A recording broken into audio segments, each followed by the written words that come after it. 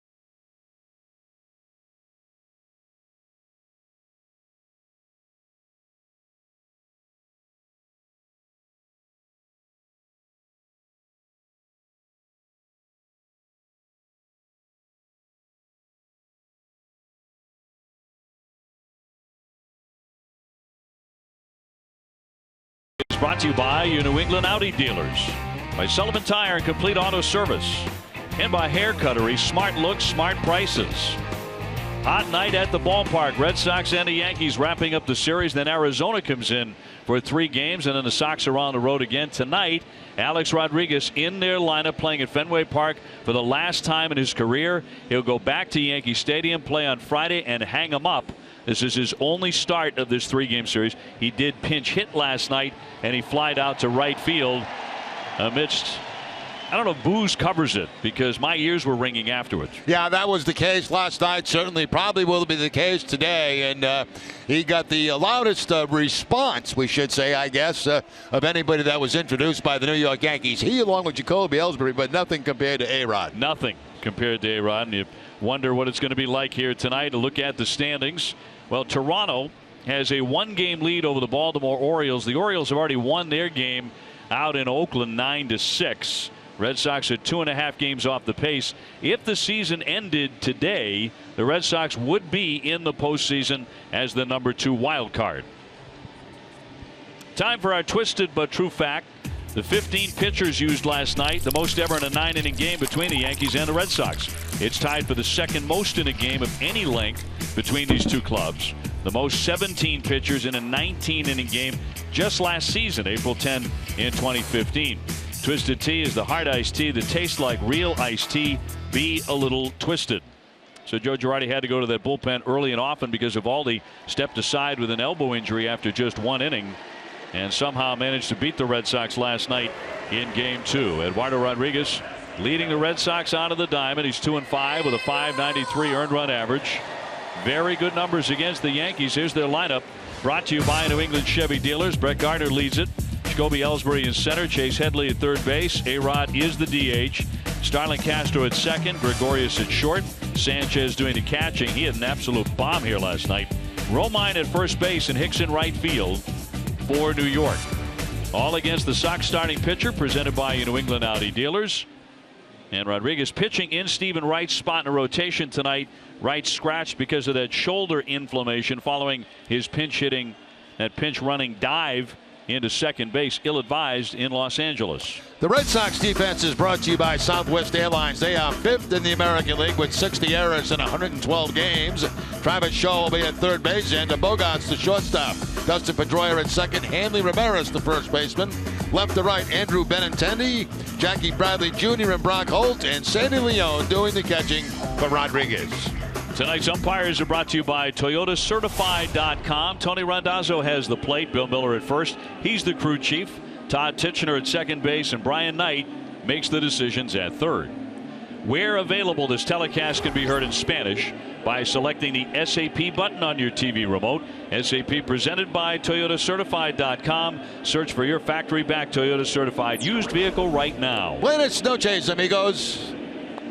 And it is warm, as you've already found out today. 89 degrees. Feels like 98, though. Wind direction out to left at about 13 miles an hour. Partly cloudy. No rain in the forecast, however. So we get set for Game 3. And the leadoff man will be Brett Gardner. Last night, certainly one of the most unsightly losses of the season for the Red Sox. They had that 4-1 lead pretty late in the game, and the bullpen could not hold it. Red Sox had the bases loaded in the 5th inning, could not score. Bases loaded, nobody out, which has been all too familiar this season for the Red Sox. Yeah, just a very ugly long game last night here at Fenway Park if you're a Red Sox fan. 4 hours and 15 minutes worth. So trying to clean it up here tonight against the Yankees and take the series. Gardner, a .265 hitter. And the first pitch in there for strike one, and we're underway. Good zip. 95 on the first fastball from Rodriguez. Outside corner. Working with Sandy Leone. Ellsbury on deck. And the 0-1. 1 ball, 1 strike. Rodriguez has pitched well against the Yankees. 4-1, an ERA just 2.01 in 5 starts. He beat them in New York on the 16th of July. That's a strike. That's more of a two-seam fastball there. Runs inside on Gardner a little bit. He had the straight fastball, then a couple of two-seamers that are about 93 miles an hour.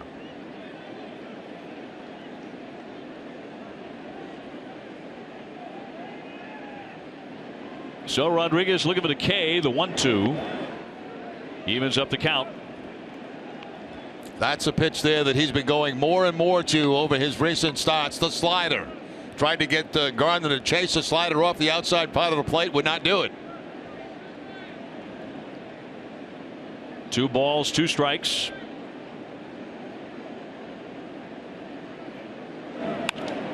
And punched in the air. Foul out of play by Gardner. Alex Rodriguez tonight making his final start where his major league career began.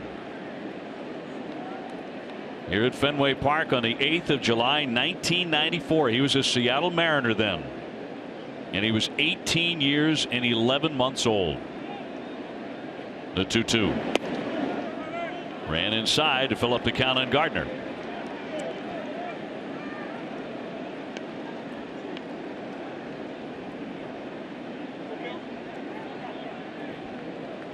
A-Rod will come into this game with 696 career home runs. And a 3-2 pitch from the left-hander. He got him. 96 on the gun to Van Gardner. Yeah, all fastballs with the exception of one slider and not at bat. He goes back away with the cross-seam fastball and picks up the strikeout up and away from Gardner. Cold Hard Facts brought to you by Clean Crisp Coors Light. Last season, Rodriguez became the first Sox pitcher to beat the Yankees 3 times in a season before turning 23 since 1969. Also the first lefty to do it since Babe Ruth in 1917. Here's Ellsbury now, 272 with 4 home runs. Stepping up to bunt, and that one almost got him. That'll shake you up a little bit. You know, you're trying to either fake a bunt or drop a bunt down the third base line, and all of a sudden that fastball comes inside, and you're heading toward home plate as you can see Ellsbury is, and it just missed his left elbow. All the way to the backstop for ball 1. Ellsbury 5 for 14 against Rodriguez, and he's homered twice off him. And a 1-0 dips in for a strike. Boys, velocity's good tonight. Yeah, right out of the chute, 95-96 with that four-seamer.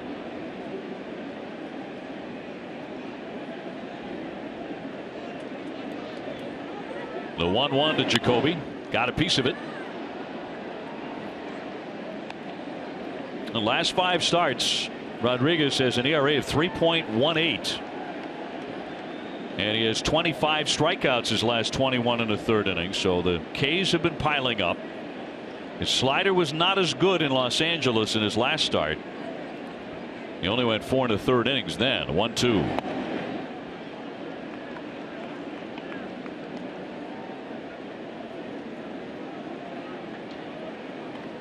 You would think a good night to pitch. Doesn't take long to get warm. Should be able to throw free and easy. Here comes the 2-2 to Jacoby. Red Sox shading Ellsbury slightly to the opposite field with the count 2 strikes on him, and also the fact that he's working against a left-handed pitcher who's throwing very hard right now. Chase Headley on deck. 2-2 to Jacoby. Down he goes.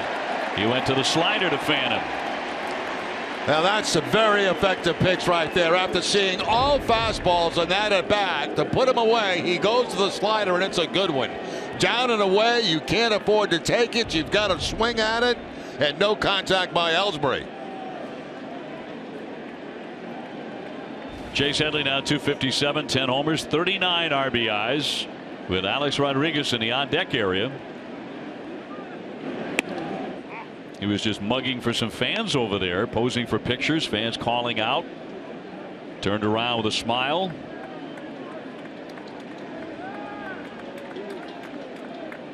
And a lot of them here tonight to get a look at him. Line shot and caught by Bogarts. That had all sorts of English on it. But he hauls it in. They go 1, 2, 3. Sox coming up in the first.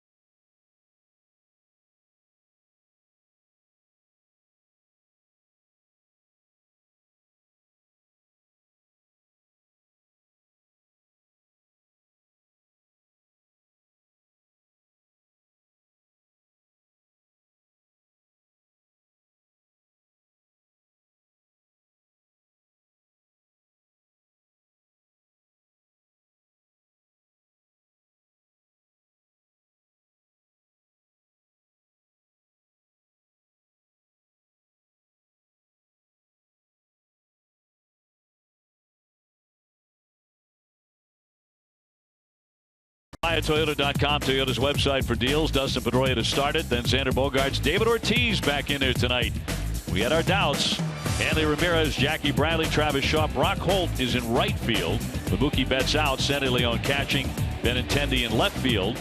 And all facing the hard-throwing right-hander, Michael Pineda. Yeah, Pineda gets a lot of starts against the Red Sox. You can see the number this year, 22 on the season, a .265 opponent's batting average, 4-5 in his career against Boston. Pedroia hitting .298, 12 homers, 50 runs batted in. Second night in a row in the leadoff spot. He's had a good series.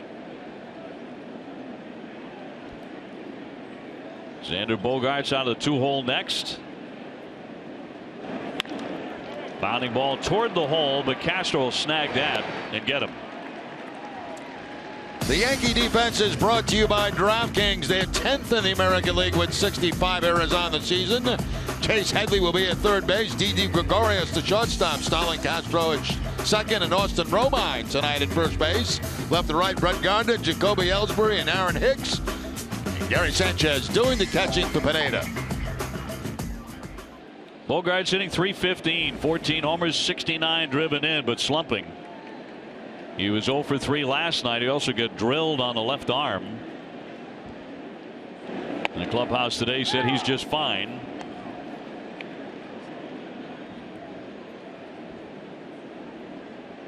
But in a 9 for 49 skid. Trying to fight out of that, the 0-1. This was last night when he got clipped on that left elbow.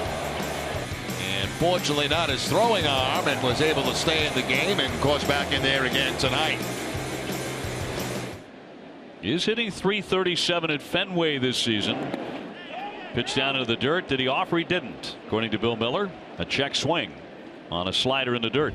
Now, one thing the Red Sox hitters will know from Pineda, he's going to be around the plate. A good call by the first base umpire there. No swing. But Bogaerts almost fooled on the slider. Does not walk many guys at all. Fastball typically around 93 to 95. Here comes the 1-2. And popped him up into right field. Some carry, but Hicks is there. And 2 down for the Red Sox. Ortiz coming up. And in the 9th inning last night, we didn't think we'd be saying that anytime soon, did we? No, we didn't. You know, this was a nasty foul ball off the shin of David Ortiz. And of course, eventually being helped to the dugout and into the clubhouse. But he actually walked out of the clubhouse, no crutches, and texted John Farrell this morning, said he's ready to go. So here he is. Yep, he said, I'm playing. David drew 3 walks last night. He's the only player in the American League this season with more walks than strikeouts. Minimum of 20 at bats. He rockets that one down the line, heading into the corner. It's going to bounce, and that's going to be a double. 2 bases for David. Yeah, Pineda throughout his career has been a tough matchup for Ortiz. David coming into the game at 227 against Pineda with 1 home run, but he doesn't waste any time.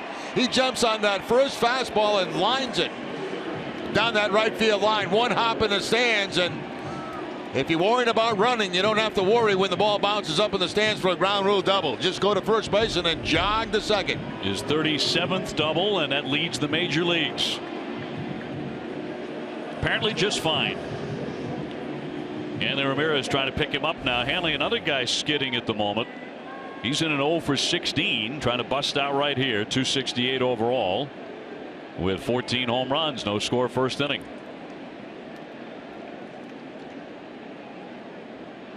And Pineda deals. That is ball 1. Alex Rodriguez will lead off the second inning for the Yankees.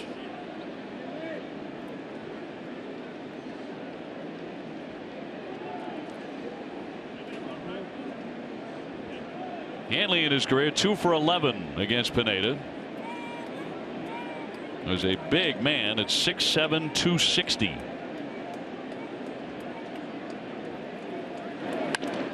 Hard ground ball up the middle, and a base hit. Here comes Ortiz. Brian Butterfield will wave him in. Ellsbury's throw is not a good one. The run is in. Hanley down to second. And the Red Sox lead it 1-0. Now that was certainly a gamble right there. I mean, with David Ortiz, he had not even touched third base when Ellsbury had the ball, but Butterfield knows that Ellsbury does not have a strong arm. And he takes the chance with 2 outs to wave him in, and it pays off. Here's a throw by Jacoby, just kind of blooping into home plate. And Ortiz scores the first run of the night. Ortiz rounding third base, no hesitation at all, and does not have to slide. But wouldn't you know, all that running despite the aching shin last night, and the Red Sox on the board. 63 RBIs for Hanley. His first hit in the series, and brings up Jackie Bradley. Ramirez able to take second base, and across for strike 1. You know, Dave, a good point is that it's harder and harder these days to judge outfielders' arms because they don't take infield practice anymore, and you don't get to watch them, the coaches. So you've got to go on what you've seen in the past. And of course, you know that Jacoby does not have a very strong throwing arm from center field. So that's why Butterfield with 2 outs was able to send David Ortiz, even though David was not even at third base when Jacoby had that ball in his glove.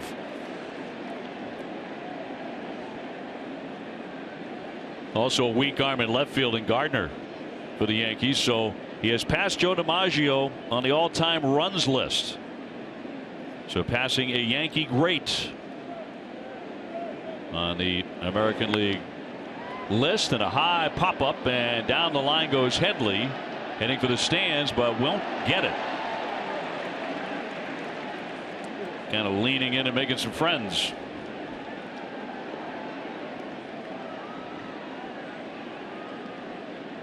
So to count 0-2 on Jackie, who is 4 for 11 lifetime against Pineda. Pineda can be very up and down, but he does rank 6th in the American League in strikeouts. He came in pitching pretty effectively. Last 12 starts, 4-4, a .388 earned run average, but the Red Sox get to him right away.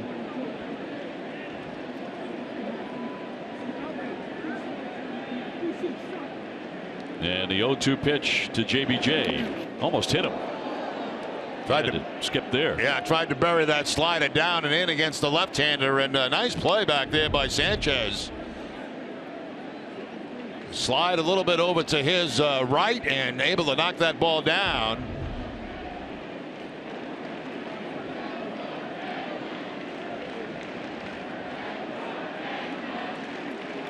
Red Sox trying to add to this 1-0 lead right away against Michael Pineda.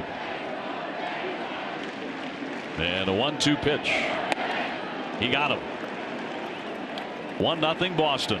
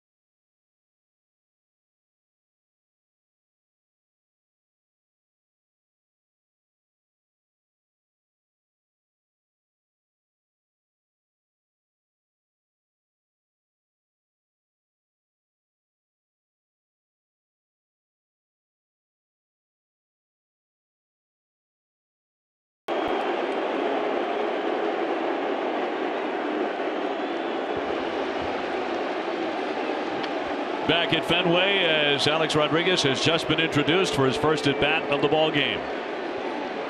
Red Sox had 1-0 here in the second.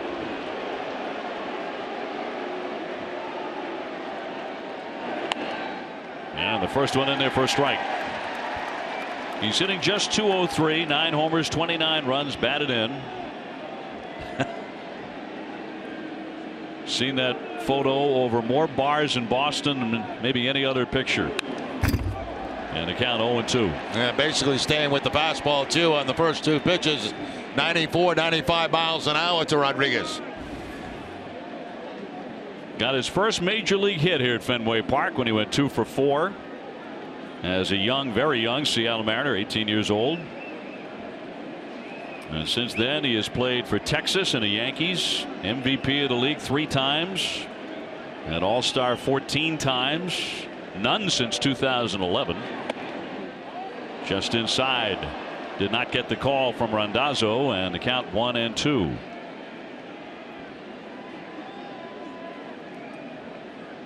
He has racked up 3,000 hits and almost 700 home runs. See what he's done at Fenway in his career. 2-2.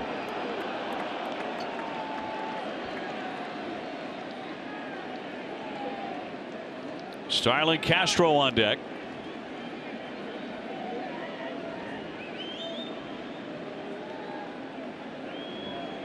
And Erod delivers.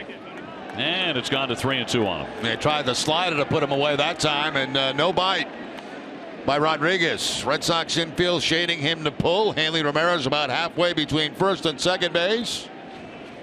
Outfield just slightly shading him the other way.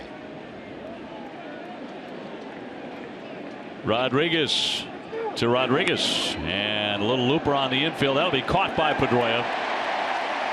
That's the first at bat tonight for Erod.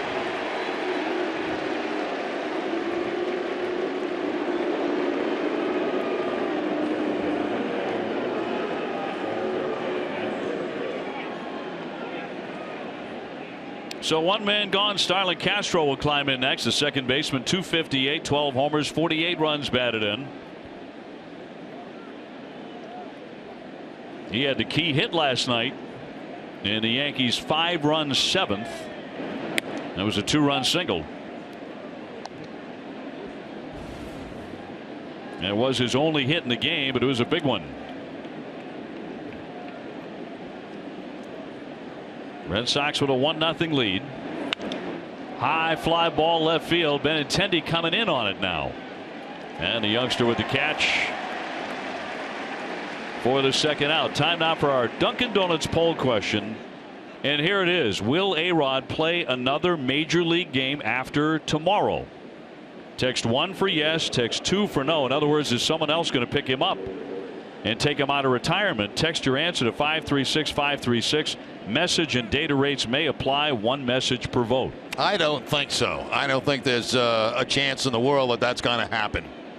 He's got a lot of money to collect from the New York Yankees as a special advisor.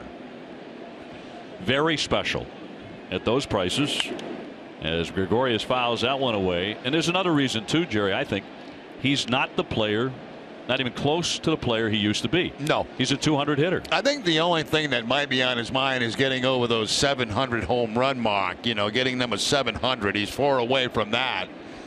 But I just don't see it happening.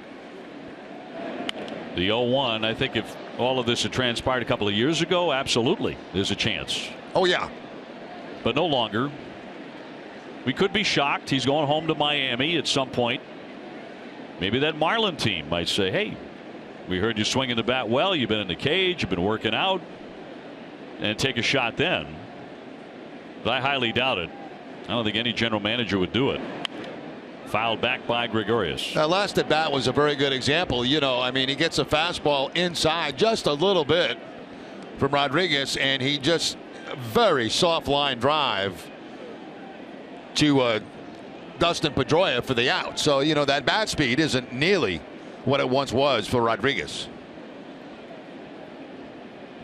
2 down and the 0-2 pitch to the shortstop. He pops that one up off third base. Shaw looking for room, still creeping, and he's there to make the play. E-Rod gets him 1, 2, 3, 6 up, 6 down.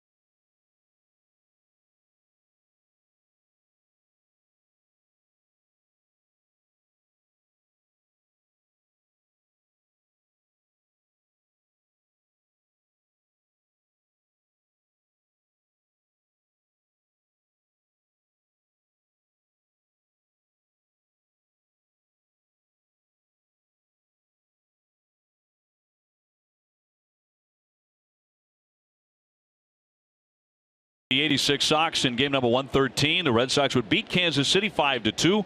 Tom Seaver picked up his 6th win of the season. Jim Rice had 3 hits. He drove in 2 runs for Boston. Travis Shaw to lead off the bottom of the second. Red Sox ahead 1-0. Jerry Remy, Dave O'Brien, Garen Austin with him. And a ground ball to the right side, backhanded by Castro. 1 pitch, and Travis Shaw retired for 3. Tuesday, August 30th is Xander Bogaerts bobblehead night at Fenway. The first 15,000 receive a Xander Bogaerts bobblehead, courtesy of Old Dominion Freight Line. For tickets and more info, visit redsox.com/promos. You know, we saw Travis Shaw there swinging at the first pitch, and I wouldn't be surprised to see a lot of that from the Red Sox tonight. First couple of pitches, because, as I highlighted earlier, Pineda just doesn't walk people. And tends to be particularly tough on lefties. They're hitting just 181 against him in his last 12 starts. You know, which is strange, Dave, because he basically features fastball slider like that right there. That's the slider. Very few changeups from Pineda. Yeah, you see a lot of right-handers, good right-handers, feature the change against the left-hander. That's right. The out pitch a lot of the time. The cap slightly askew, and the 0-2 on the way. And a ground ball that he'll take in. And the pitcher lobs to get him. 2 fast outs for the Red Sox. Sandy León next. Last night, one of the ugliest losses of the year for the Red Sox. They blew a 4-1 lead. Of course, David Ortiz and Mookie Betts forced out of the game because of injury. John Farrell said it's day-to-day on Mookie Betts because of that calf, which has been bothering him. And the Red Sox believe it is as a result of maybe some of that fluid off the knee, and that's contributed. Yeah, I asked Mookie, I said, was there a particular play last night that you aggravated something? And he said, no. He said it was been kind of like that all day. And so he tried to play through it, but it just forced him to come out of the lineup. So he was not even a question to play tonight. He was going to be off. Sandy León takes the fastball on the corner. 371, 4 homers. He's driven in 20. Another good night for Sandy last night. 2 for 3, and he scored twice. Red Sox ahead 1-0 in the second.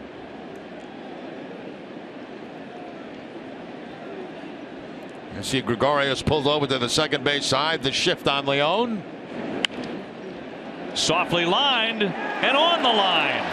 A hit and scooped up by a fan who interfered with it. And they're going to send him down to second base.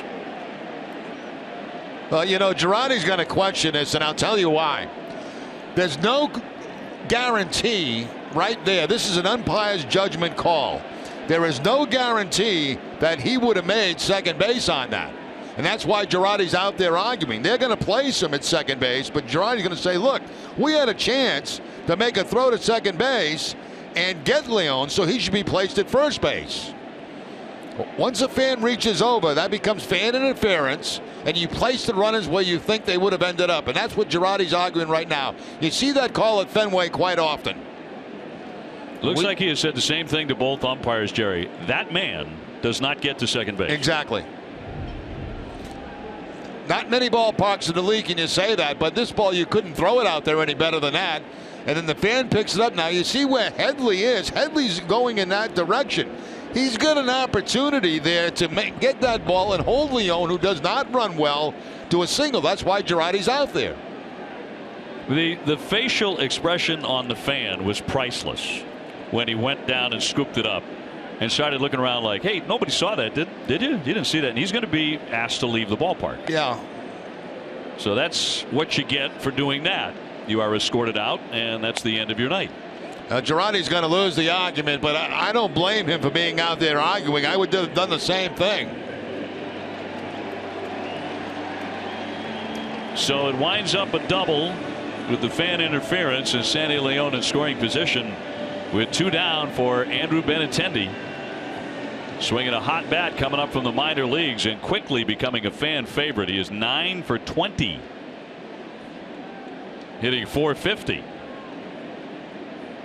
He still doesn't have a big league home run, although this umpiring crew believed he should have. He has driven in 4 runs, 4 for 7 in the series. Second double for the Red Sox. David Ortiz had the first one. A bullet down the right field line. You know, it's interesting, you know, after a young player gets a number of at-bats, and the Yankees now seeing him for the 3rd time, they have adjusted their defense accordingly. They are playing him more to pull in the infield, as you can see. Not a shift, but certainly to pull. 1-1 fouled away. We understand that we are experiencing some technical difficulties. We are working hard to solve those problems, so hang in there with us. Leon at second base, and Dustin Pedroia on deck. Benintendi looking to pick up his 4th RBI.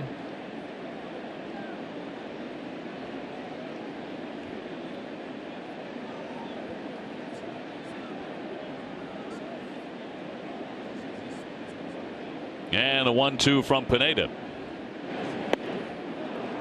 Down he goes, strike 3. Red Sox stranded man at second. Still 1-0 Boston.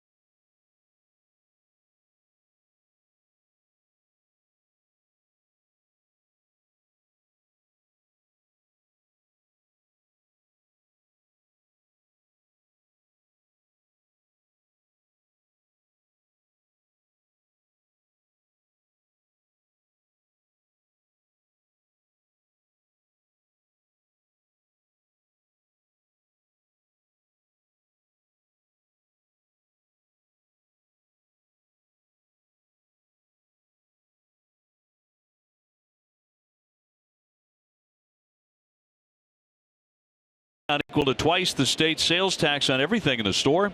Visit Jordans.com for details. Red Sox in front here, 1-0, going to the 3rd inning. On a nice night, very warm night here at Fenway Park. Been a good night so far for Eduardo Rodriguez. He has seen 6 Yankees, and he has set them all down.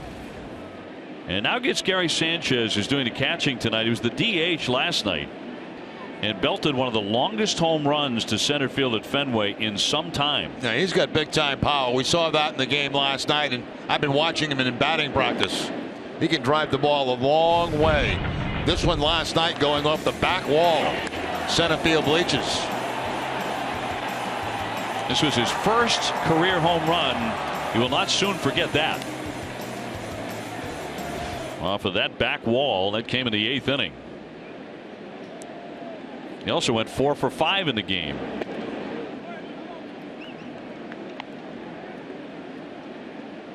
It was the Yankees' first win of the season here at Fenway. They're 1-4 in Boston and 4-7 against the Red Sox. 1-1. That's a strike. A little bit of a gift right there for Rodriguez, as that slider appeared to be inside, but gets the call.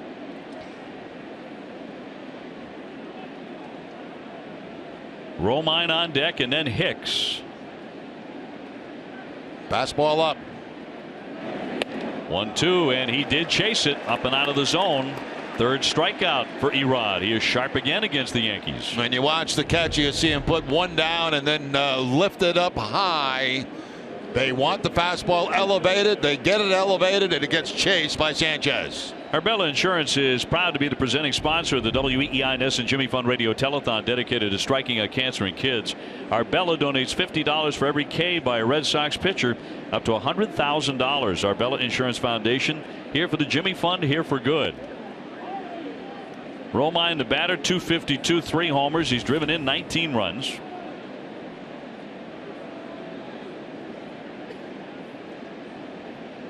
Rodriguez already looking worlds better than he did in Los Angeles the other day.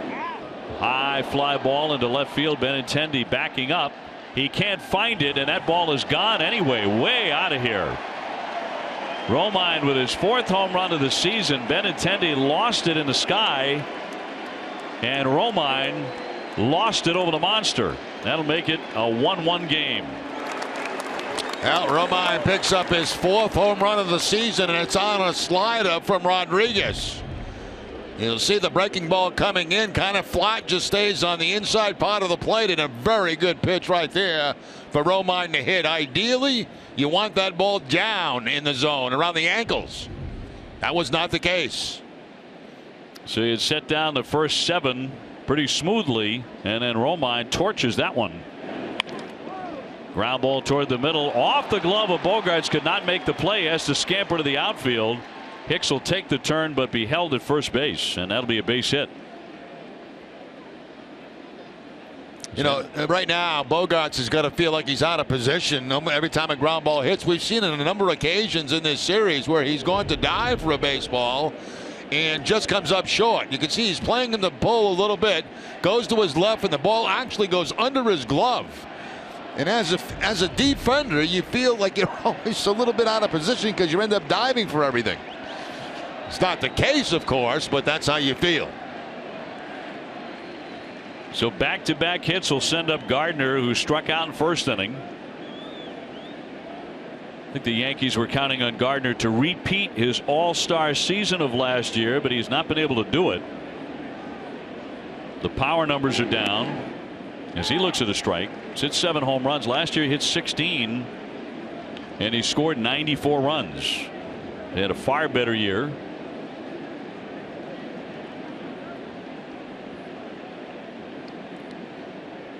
Tied up 1-1 here in the 3rd.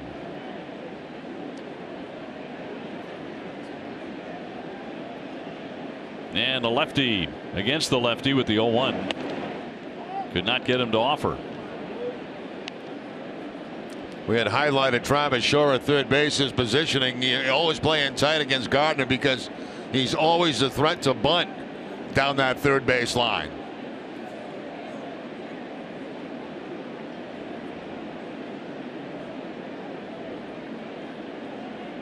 Runner at first base in a 1-1. He let that one go, and downstairs that barely missed. Tony Randazzo did not give that strike.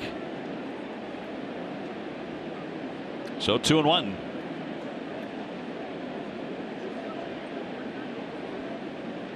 Rodriguez struck out the first 2 men he faced. Also fanned Sanchez to begin this inning. 1 man away.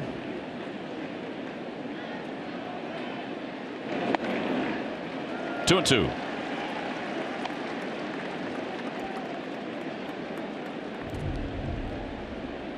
Slider again that time from Rodriguez. That time down in the zone. That's exactly where he wants it. And you can see lefty against lefty. Gardner has a little give.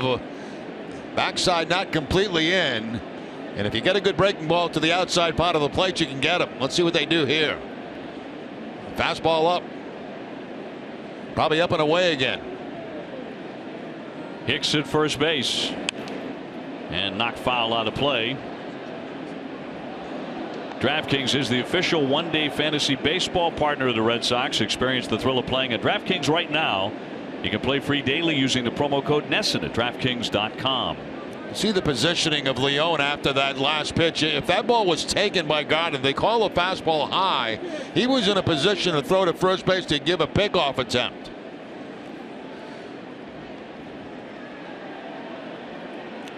Gardner, a difficult man to double up.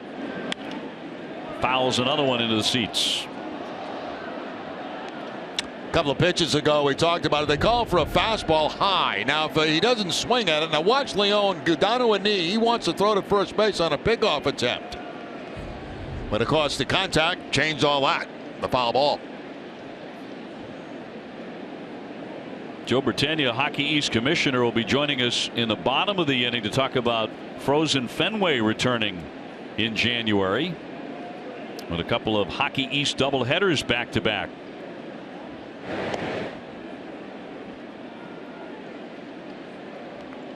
You'll talk some hockey on a night where it's about 90.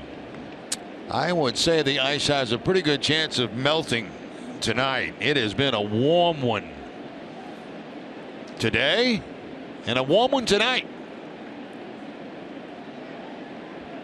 2 balls, 2 strikes on Gardner. And Rodriguez fires up the middle, a sliding stab, throw to first, and got him. That's a double play. Now Girardi is out. He may want to challenge that at first base, whether Hanley's foot came down in time. Pedroia with an outstanding play to grab that one on a line. Yeah, now let's see. Hanley does come off the bag, I think, right there. Now, does the hand get back in there before Hanley comes back down? Boy, that is very, very close. I think that might be worth a challenge. Yankees are still debating whether they're going to challenge. Here's another view. On that one, it looked like his toe was on the bag. Yeah, it looked like from that angle, the toe did get back on the bag. And the Yankees have decided they are not going to challenge, so it ends on that. A double play. We're tied 1-1.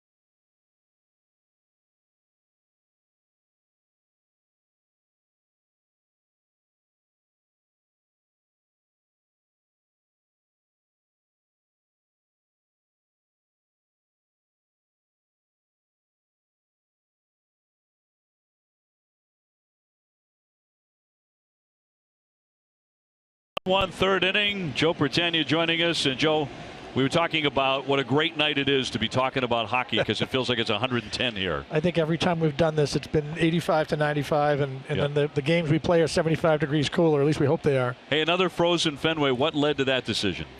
There's no reason not to. I mean, we've done it. We did it every 2 years for a while. Ripped down into the corner by Dustin Pedroia, head over the wall and up against the green with authority. It clangs back to Gardner, but it'll be 2 bases. Pedroia has been going doubles crazy lately, and he has another one tonight. Well, you know, we talked about swinging early in the count against Pineda because he doesn't walk people. He tries to get ahead, so it's a slider that Pedroia gets. It's a high slider and pulls it right down that left field line. By the time Gardner tracks it down and bobbles it a little bit, no problem double right there for Dustin Pedroia to lead off the bottom of the third. We'll send up Xander Bogaerts. Now, frozen Fenway returning January 2017. 2 Hockey East doubleheaders, back-to-back Saturdays, January 7 and the 14th. Talk about how this event impacts recruiting. It's got to be a huge help. So we're all into branding and marketing. It's not just about the game anymore. And this gets a lot of eyes, and it particularly gets a lot of eyes on people who may not go to a game every Friday and Saturday. They like to come to the ballpark. So we're reaching new people that aren't our regular fans. And we've made no bones about the fact that the ballpark is part of the reason they come. If we had outdoor games with the same people down the street at Harvard, at BU, or someplace, it wouldn't be the same. I think there's an effect when the Red Sox have a good year and people have had trouble getting tickets and getting in here. They like to turn out in January because they haven't been here in a while. Let's hope that is still the case. In it for a called strike. The Red Sox can get into postseason play. That helps this event. It does. It does. We have a little bit of a drop off in our tournament attendance at the Garden because sometimes I think people think, well, I'm gonna buy a $40 ticket once, but not twice, and I'll go in January. Right, but it works for everybody. The players love it, particularly the local kids who grew up coming here. And with the University of Connecticut this year, now all 12 of our schools will have had a chance to be here. Somebody told me that you were in a movie. Is that true? Yes. Love Story.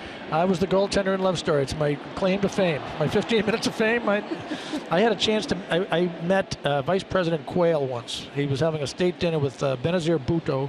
The Prime Minister of Pakistan was a classmate of mine at Harvard. Huh. And I get my big moment to get introduced to the Vice President, and all the Prime Minister says, "This is Joe Britannia. He was the goalie in Love Story." And I thought, really? That's it? All the things I've done? I've done a couple things, but there it is. Well, that was a huge success. That was horrible. You don't know. I've been following your career for a long time. 6 of the 16 teams competing in the NCAA tournament this past season were from Hockey East. Little dribbler back toward Pineda. He looked around, but he makes the play at first base, and down to third is Dustin Pedroia in front of Big Papi. Now, why has the conference enjoyed so much recent success? Well, it goes back to the resources all the schools put into hockey. We have a number of schools that don't have football, so that elevates the importance of hockey right away. But it's a sport that schools in the Northeast can be successful. You've seen Providence College, a small school, winning the national championship. BC and BU and Maine, New Hampshire, they're always in the mix. But the schools are putting a lot of money into salaries, into the facilities. If you look at some of the facilities now, particularly the participant level with I call them kids. They're not kids anymore. They are increasingly showing up at 20 and 21 as freshmen. But what they do for the players, and you can tell the hockey schools want to make it successful. And they walk the walk, and the competition between schools. I think our coaches are probably another one of our assets, starting with Jerry York at the top. And every time there's a new hire, it just raises the standard a little bit. Nobody wants to be the one that can't keep up. Yep. I live very close to the University of New Hampshire. One of my daughters goes to school there. She's a senior. She's become a huge hockey fan and lives that every winter with UNH as Big Papi steps up and takes a ball. He has a double tonight. Well, will this be one of those cases with first base open and one out where they try to get him to chase a couple of pitches off the zone and eventually walk him? First pitch missing on the outside part of the plate. Sikagorius in the shift. Pedroia at third base. So frozen Fenway. The schedule is Saturday, July 7, BU against UMass, BC and Providence. On Saturday the 14th, Maine, UConn, UNH and Northeastern. And we haven't announced, but on Tuesday the 10th, BC and Harvard women are going to play, and we're going to have a day devoted to girls and women's hockey. We're going to try to raise some money for Denna Lang from Marblehead, who was the woman injured last year during the Winter Classic playing for the Boston Pride. The 2-0, and that'll be in there for a called strike. David didn't think so. So a day to celebrate girls and women's hockey as well, the fundraiser. And coming up on Tuesday, January the 10th. That'll include a prep school game, a clinic for young girls in Massachusetts that Mass Hockey will help us put on. The Red Sox, Nesson, Fenway Sports Marketing, and Hockey East have pledged $50,000 for the Lang family, and we're looking to raise that number that day. Isn't that terrific?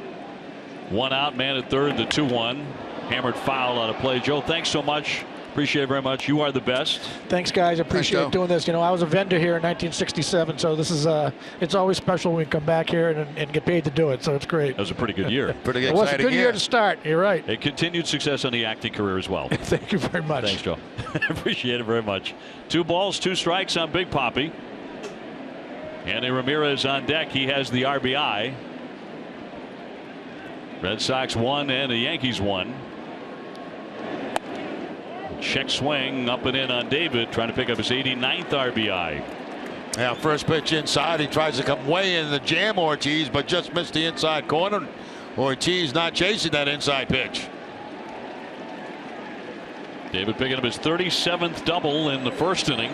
Ground rule double down the right field line.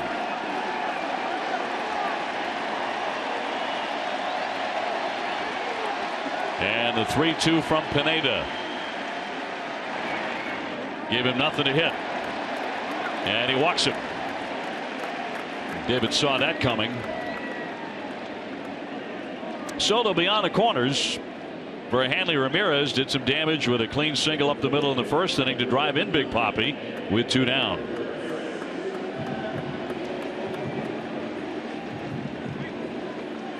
Hanley had been 0 for his previous 16 and hitless in 5 consecutive games for the 4th time in his career. Before that run scoring single. Tied up 1-1 in the 3rd.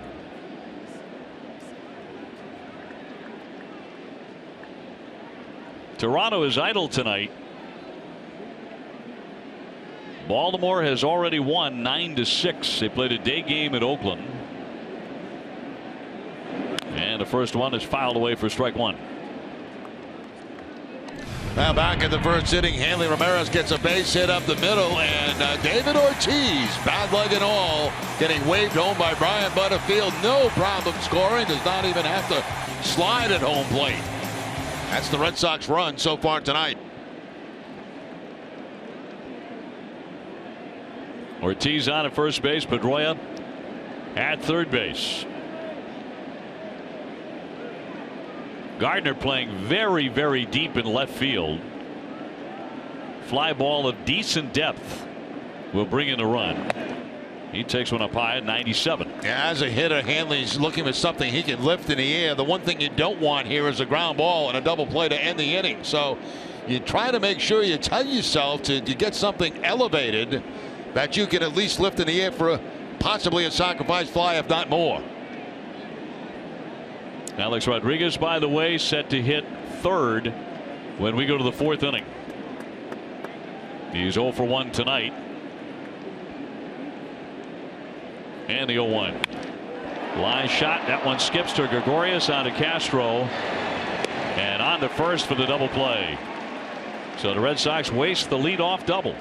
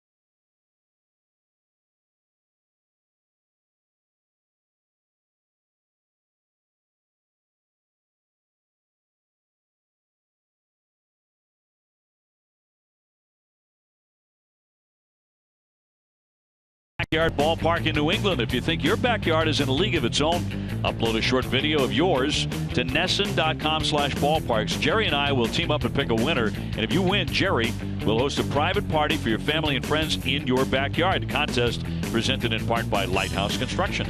That's coming up very soon. So get the facts about your ballpark in so we can make a decision.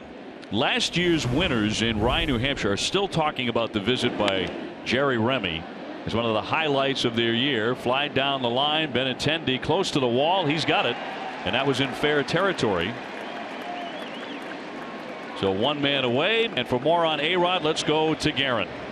Well, OB, Jerry, Alex Rodriguez was very humble when he spoke to reporters, and he said he actually loves the city of Boston. He said he loves playing at Fenway Park, and this place will always be very special to him because this is where he made his major league debut. Rodriguez said the rivalry has been incredible, especially from 04 to 09. And guys, he made it very clear that he was disappointed that he was not in the lineup for every game of this series, but he said he expected the fans here at Fenway to send him out with a lot of boos. And when he was asked if he planned on playing maybe past Friday, guys, he said, right now I'm not thinking past Sunday. So it kind of sounds like he was perhaps leaving the door open a little. Little bit. Yeah, he really hasn't used the R word, has he? As far as retirement, nothing ever easy when it comes to A-Rod. Even when he doesn't play, Joe Girardi said, my job description does not entail farewell tours. So this is the only game he starts. 0-2, a little pop-up into left field. Benintendi backing up for the catch. 2 up and 2 down. This is earlier now for tonight's game.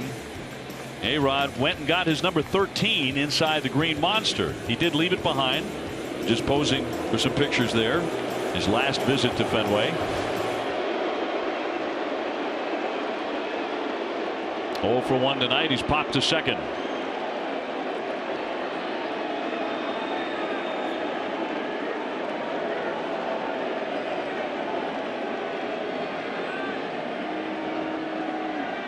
And the first pitch taken for a strike. Backdoor slider that time to Rodriguez. From Rodriguez. Starts it outside, picks up the outside corner. Now the career numbers are staggering, of course. Talking about 3,000 hits, almost 700 home runs. Popped up on the infield again. Dustin Pedroia. 1, 2, 3. Go the Yankees, and A-Rod is 0 for 2.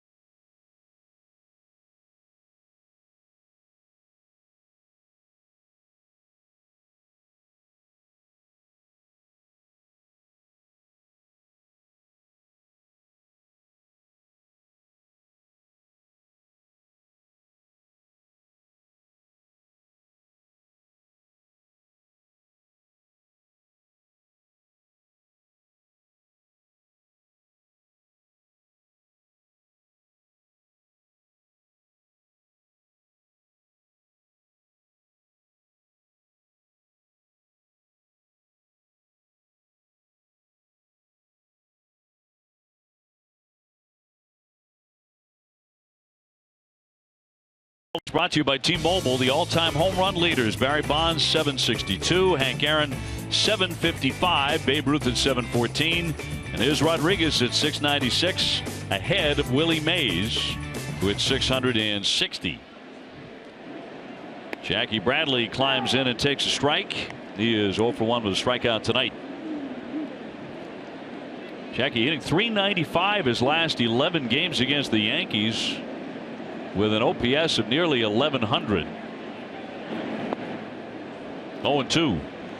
Chases that splitter that's down and actually out of the strike zone that time. Now they'll shift Headley with 2 strikes on Bradley to the opposite side of the field. Tied up 1-1 in the 4th inning. Winner of this one takes the series.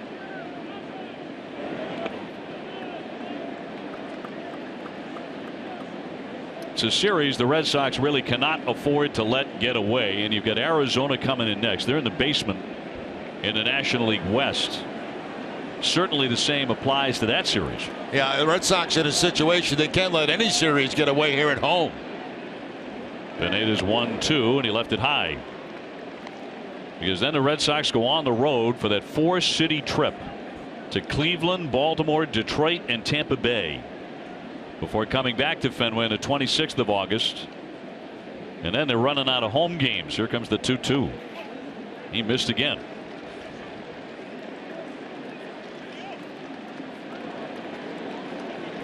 And that one got him.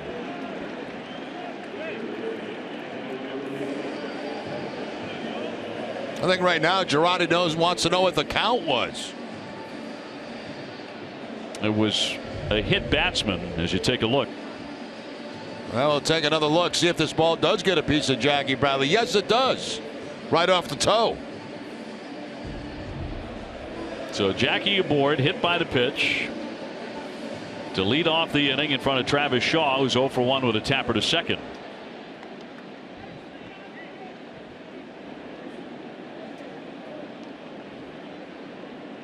Came in hitting .261, 14 homers.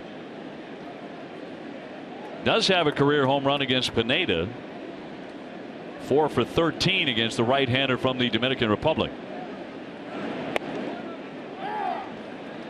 You wonder if Jackie Bradley would think about running here. I remember Billy Martin saying years ago he loved having a guy with good speed at first base and a left-hand hitter in the box. Well, a lot of that's because of the first and third situation. You've got a hole between first and second. That's one reason. The other, it's more difficult for catchers to throw on a steal. Off the end of the bat, fly ball into right center. Ellsbury closing on this one. So no advance by Jackie Bradley. 1 man away. Red Sox season ticket holders experience the best seats, price, and benefits at Fenway, including potential postseason opportunities. For information on becoming a season ticket holder, please visit redsox.com/season tickets or call 877-Red Sox 9. And it'll send up Brock Holt, who is 0 for 1 with a comebacker. Brock just 3 for 17 against Pineda lifetime.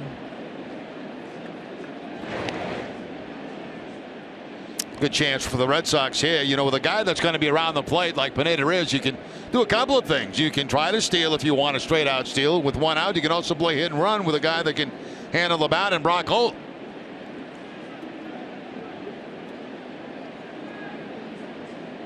A 1-1 tie in the 4th inning. Red Sox slightly ahead in hits 4-2. There goes the runner. It's a strike. The throw, the tag, and he is out. Cut him down. Jackie Bradley, for just the second time in his career in 22 attempts, is thrown out by Sanchez. You know, from what I've seen of Sanchez, he's pretty impressive so far. I mean, this ball right on the money, as you can see at second base. It was a slider also, so that gave Bradley a little extra time. He tries to head first slide around the tag, but can't do it. Gregorius gets him right on the chest. So they did try something, the straight out steal.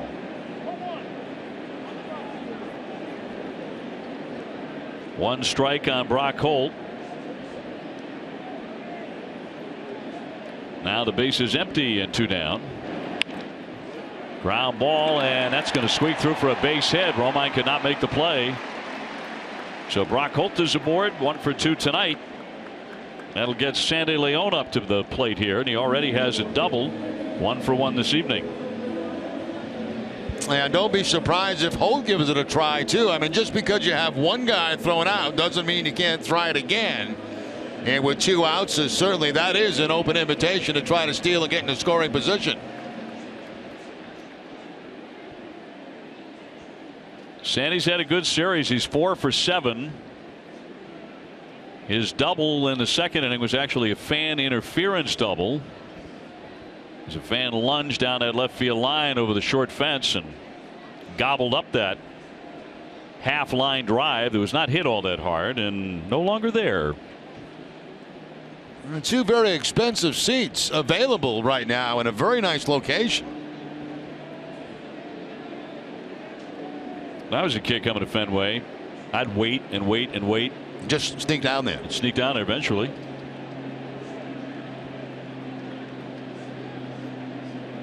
Never did interfere with anything. That is in there for a called strike. Heck, I remember coming to Fenway when you could walk up the day of the game and get the best box seat you wanted. That all changed in 1967.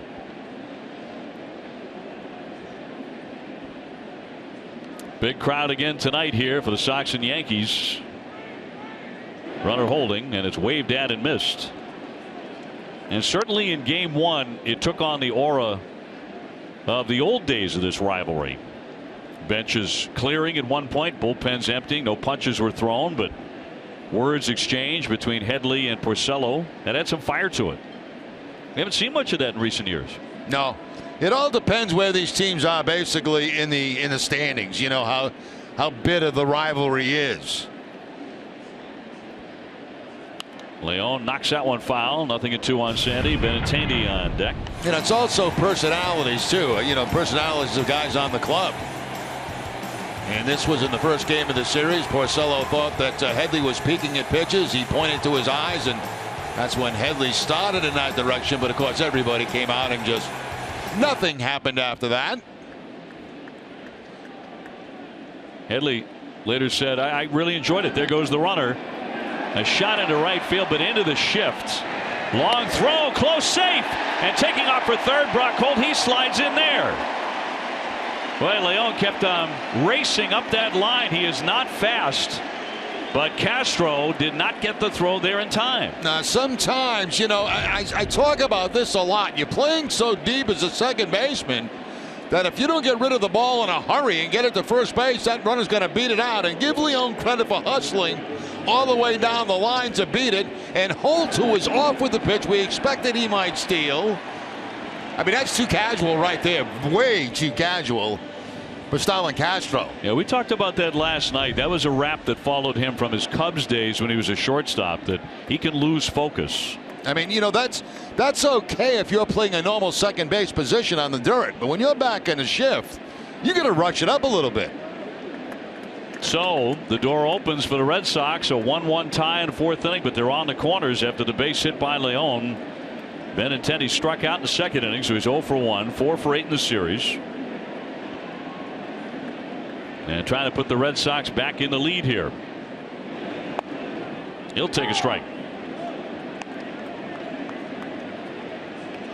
Benintendi Tuesday became the first Red Sox since 1913 with back-to-back 3-hit games within his first 6 games at the big league level.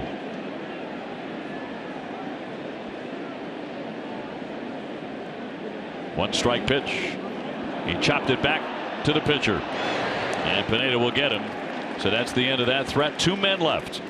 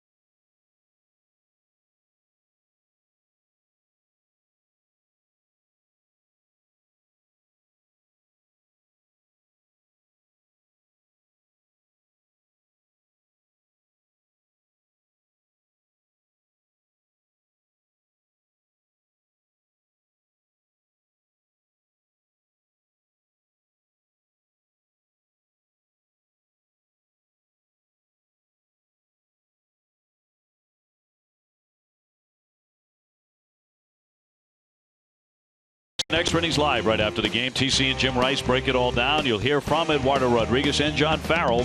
Whatever, whenever, wherever. Who but W.B. Mason? Well, in Erod's last 4 starts, the Red Sox have not scored much for him, a total of 6 runs, and they're not doing it tonight, at least not yet. As we're locked up 1-1, Red Sox have had the better chances than the Yankees. Going to the 5th inning, and Castro cuts and misses. He's 0 for 1 with a fly to left. He'll be followed by Gregorius and then Sanchez. Red Sox have left 5 men on base. Good velocity tonight from Rodriguez on his fastball. 94, 95. Pretty consistently with it. He's thrown some sliders. He's thrown, I think, only 1 changeup so far in this game tonight. Well, that slider has reemerged, hasn't it? Last several starts, he's thrown it a lot more frequently. Fly to dead away center, but there's Jackie Bradley backing up to the track. And 1 man away in the 5th inning. The Red Sox end of summer family pack is back. Special ticket offer. You get free parking, a free duck tour ride to and from Fenway, and a free hot dog and soda with each ticket, courtesy of Aramark. For tickets and more info, visit redsox.com/familypack.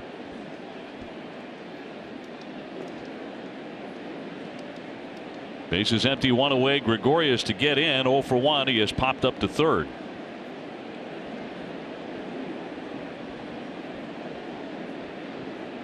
Rodriguez tonight has not given up many hits, but this one's going to find the grass in left field. A little blooper for Gregorius, and that's just the 3rd hit for the Yankees off the lefty. He came in at 357 in his career off Rodriguez. 1 for 2 tonight. He takes that fastball that's down and away and just slices the ball toward the end of the bat into left field for the base hit. I like Gregorius as a player. I really do.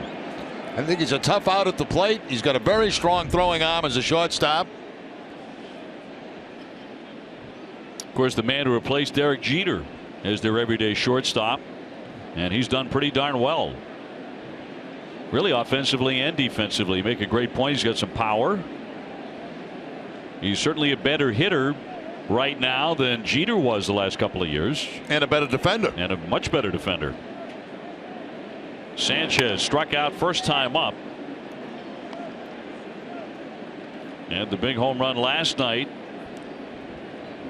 His first career home run in his minor league career. From time to time he was benched and disciplined for work ethics reasons, but he's always shown talent. 18 home runs in the minors a season ago.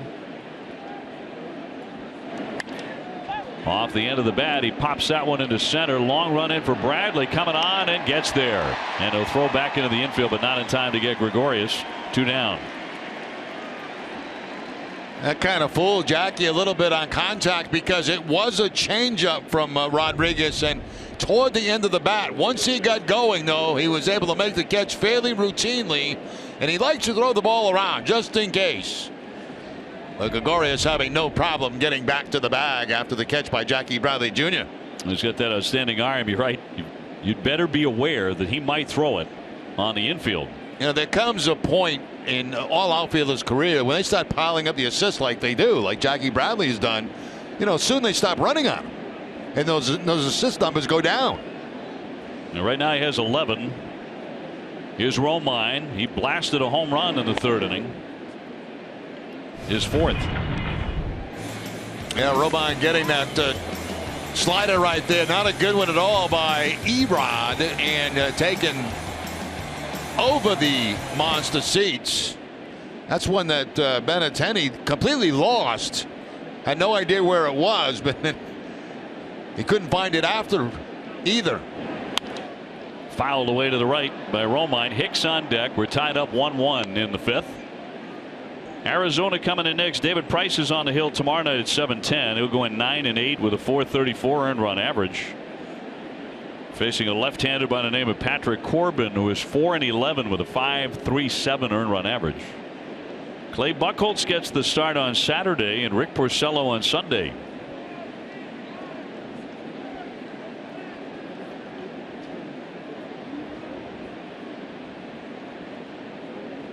The 1-1 from Rodriguez. Closer look at tomorrow's pitching matchup. Corbin against Price. Closer look is brought to you by FW Webb Selection Expertise Solutions. More at fwweb.com. Boy, look at those last 6 starts. 0-5, 6.98 ERA for Corbin. Again, Arizona in the basement in the NL West. 17.5 behind San Francisco. Those should be very winnable games. Although the Red Sox do see Zach Greinke on Sunday. That's against Rick Porcello. Just doesn't lose at Fenway. Doesn't lose much anyway. 15-3.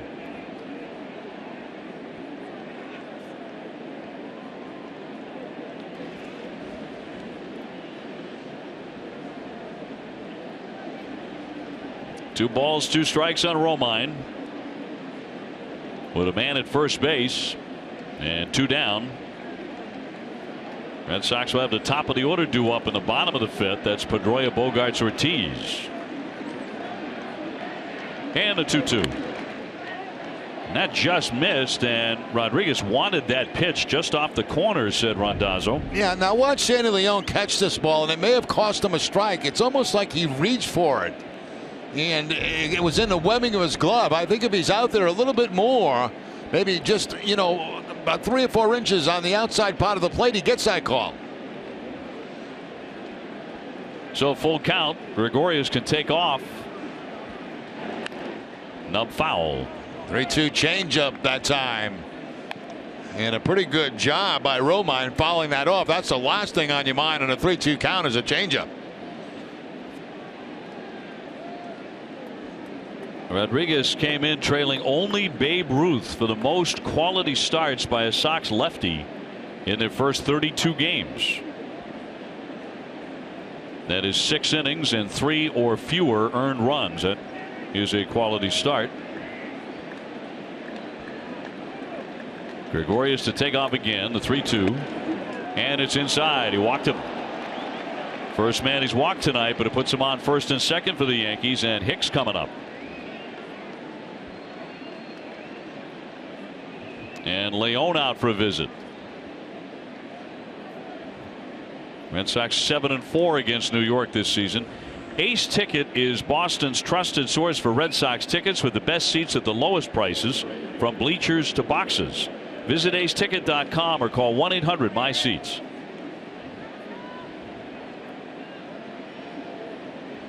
Tied up at 1 apiece in the 5th. And the number 9 hitter to get in. Hicks did single in his first at bat tonight.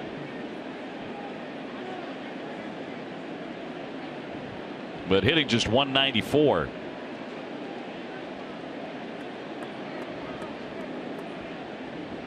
And the lefty trying to get out of this in the 5th. Not a very confident stroke for strike 1.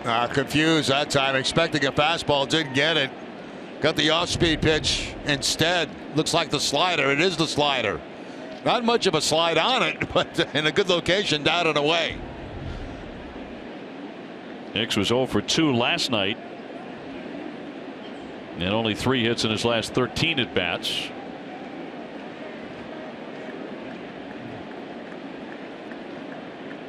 The 1-strike pitch. That's a ball. Gregorius at second and Romine at first in a 1-1 game.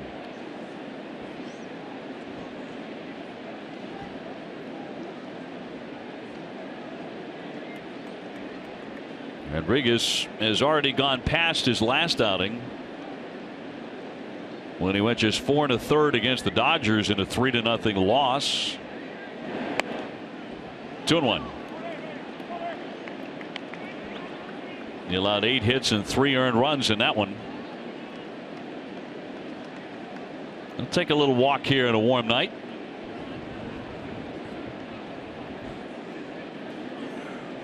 Brett Gardner on deck.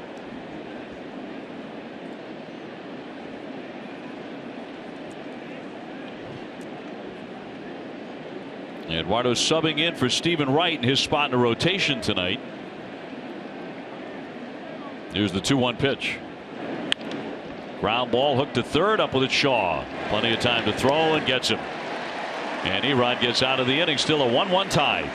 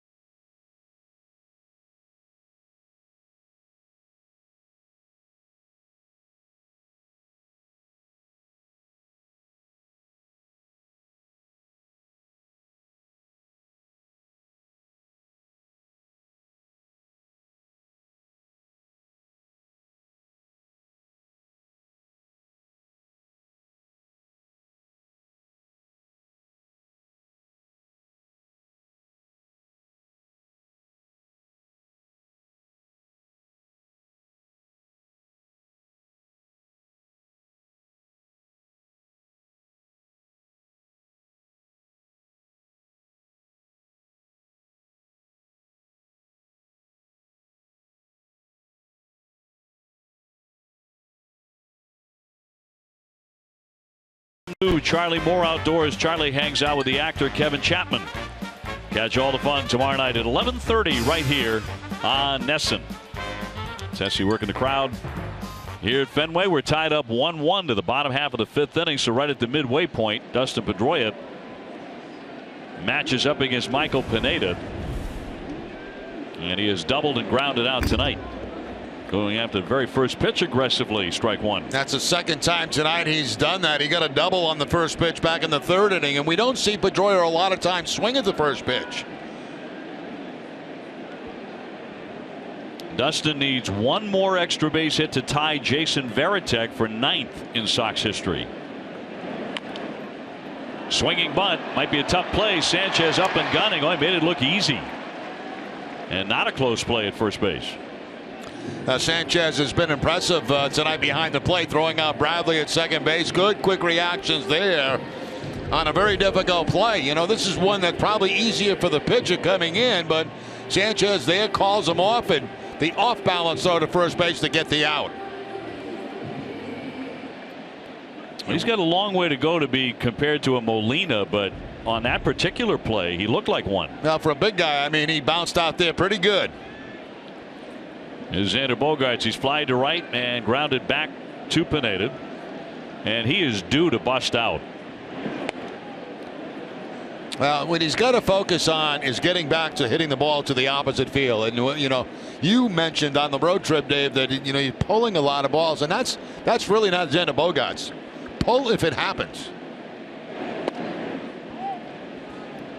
Just 9 hits and 51 at bats. Well, he's back home where he's hit so well. In his last 11 home games against the Yankees, he's hitting .378. Will tonight be the night? That's a strike. 1-2. Good pitch too. Fastball right to the outside part of the plate, but that's also a pitch that when he's swinging well, he hits to the opposite field on a line. Bounced and right through Sanchez to the backstop. That evens the count at 2-2. We're dead even 1-1 5th inning. Red Sox have out hit New York 6-3. The Yankees have the game's home run by Austin Romine. Alex Rodriguez is 0 for 2. He has popped up twice to Dustin Pedroia. No Mookie Betts tonight because of that calf. Here's the 2-2. There's a drive into right field. That's going to fall down for a base hit. That is certainly more like it for Xander Bogaerts. And let's go to Guerin. OB, David Ortiz said that he fouled that ball off his shin in the exact same spot that he fouled off a ball the other day, and it hurt pretty bad. He said he actually lost the feeling in his leg, and that's why he had to be carried off the field. He said the feeling came back while he was being x-rayed, and the swelling had gone down a lot today. And Jerry, as you mentioned, he said he reached out to Farrell this morning and said he was ready to go today. And guys, Ortiz said that there was a huge sense of release when the x-rays came back negative, because a broken bone at this point could have been the end of the season. He's not alone. All of New England felt that way. A huge sense of relief. I was shocked when I saw the lineup come out this afternoon with Ortiz in it. I thought he'd be out at least a couple of days. It looked, when he needed help going down the dugout steps, it would be a lot longer than that if he came back at all. And he bounces back immediately. And then in the first inning, he tore into a double down the right field line, his first at bat. As Bogaerts with 13 steals, been thrown out 3 times. Good job by Xander going to the opposite field. That's what we're looking for, and he picks up the base hit. Jackie Bradley was caught stealing by Sanchez, who is showing off an outstanding arm back there. David checked his swing, and it's a ball.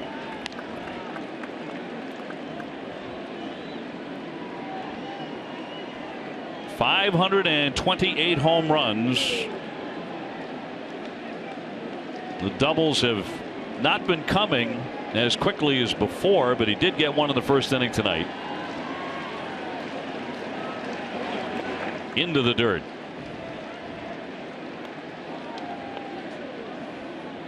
David at .309, 25 home runs. And again, making a run at 100 RBIs. He's at 88. Got very little to swing at last night.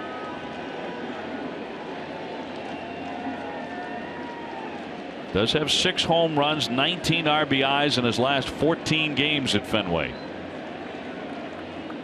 And Pineda with the 2-0. Driven into center field. Ellsbury back there to make the catch, just shy of the track. Xander Bogaerts back into first base. Well struck, but David has nothing to show for that. We'll celebrate the end of an era with an exclusive David Ortiz headwear, apparel, and memorabilia available now at the 47 Big Papi shop on the corner of Yawkey and Arthur's Way. Two down. And Big Papi is 1 for 2 tonight. Here comes Hanley Ramirez. He's also 1 for 2 with an RBI single in the first inning.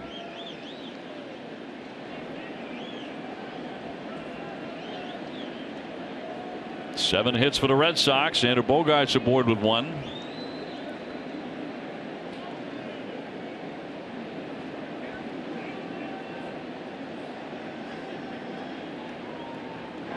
And the first pitch snapped in there with the slider.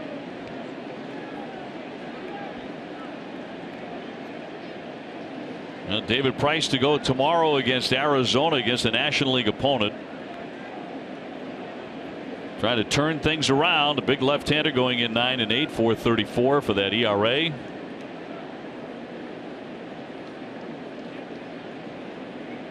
And due for a long winning run, isn't he? Here's the 0-1. And inside. He's hit a lot of pitches now, throwing that fastball inside to Hanley Ramirez. And again, we talked about it last night. I don't think that wrist is feeling all that good for Ramirez. That was a bizarre accident in Seattle that night. The game had ended. Coming down the dugout steps, he slipped, went to brace himself, really jarred that wrist. There was a lot of fear about it. Red Sox x-rayed it that night. And just like David Ortiz last night, those x-rays came back negative. But the swelling was there.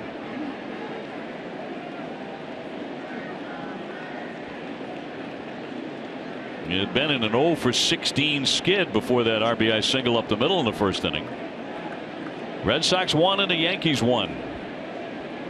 Bottom of the 5th. Line into right field. That's headed into the alley. Nobody out there. It's onto the track and wall. Bogaerts churning around. He's going to score. Hanley Ramirez has driven in both runs tonight, and the Red Sox are on top 2-1. Now that looked more like Hanley Ramirez right there. That's his happy zone. That right center field area. When he puts the ball on a line, a lot of times it's in that area. Again, they try to go inside with the fastball. It leaks a little bit over the middle of the plate, and that inside-out swing by Ramirez all the way to the bullpen. And of course, Bogaerts, one of the best base runners the Red Sox have, has no problem scoring from first base. So Hanley with a couple of big hits of the game tonight. And 64 runs batted in. He looks like that swing is starting to get into working order again. A couple of good ones tonight. He has put the Red Sox in the lead 2-1 with Jackie Bradley coming up.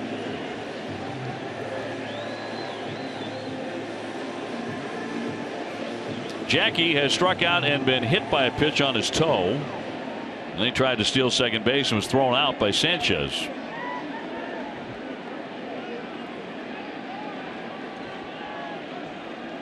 So 2-1 Boston.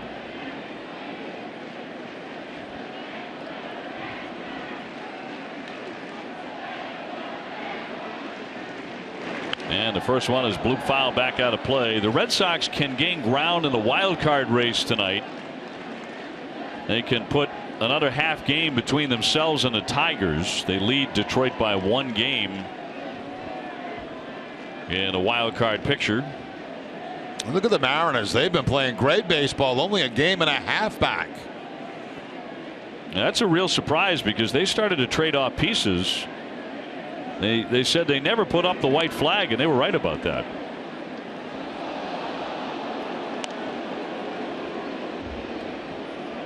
0-2 on Jackie.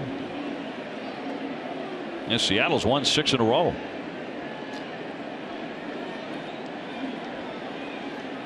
Andy Ramirez at second base, a run in.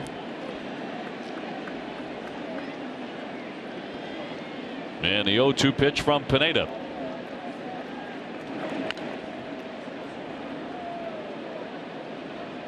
Well, Jackie's been getting a lot of foul balls off the leg, off the ankle, off the foot.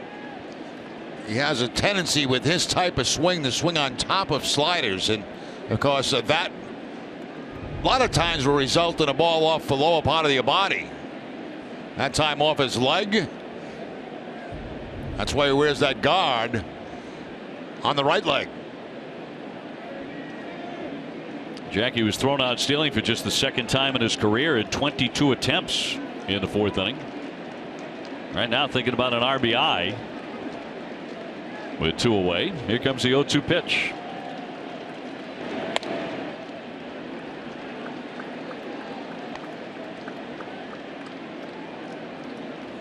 You go back the last 49 home games, Jackie Bradley's hitting .346. That began in a series against these Yankees in late April. Very comfortable at Fenway. The 1-2.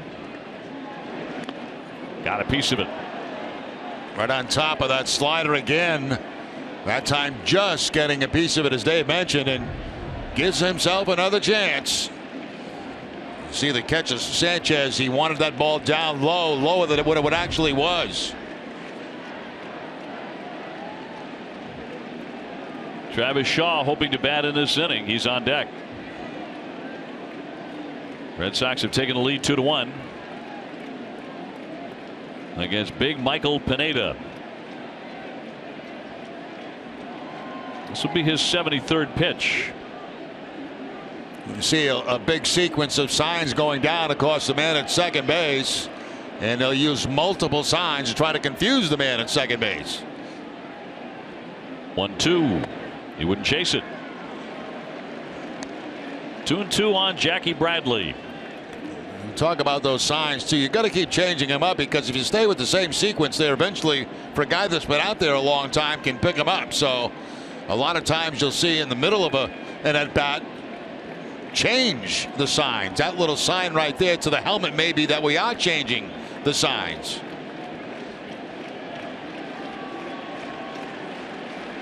Pineda's 2-2. Almost hit him again. Firing it past that back foot. 3 balls, 2 strikes. Now breaking ball down in the dirt inside, and again that's the slider almost getting a piece of Jackie Bradley, just missing the toe again.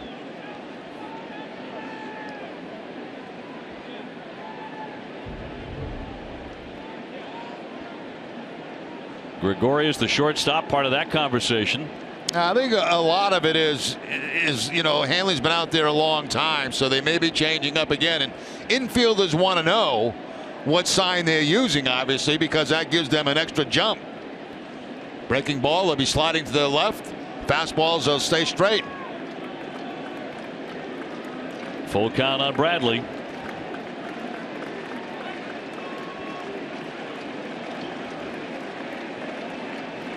And the 3-2.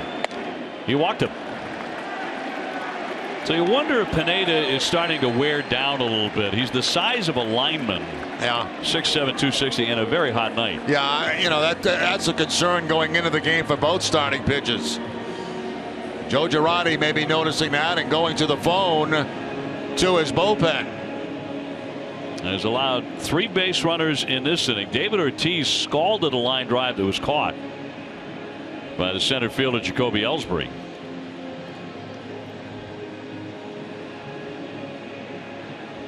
So Larry Rothschild out, maybe partly to give him a bit of a break. They're also going to get their bullpen going. They have a right-hander now active.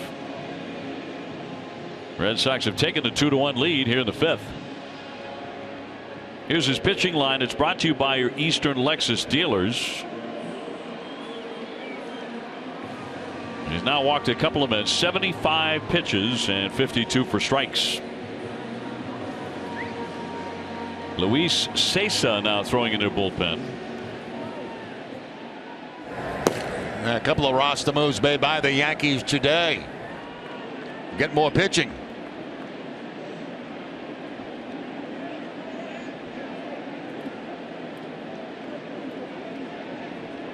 Travis Shaw now is grounded to second, fly to center. Red Sox trying to get in another couple of runs with 2 down and put a hurt on Pineda and the Yankees here in Game 3, finale of the series.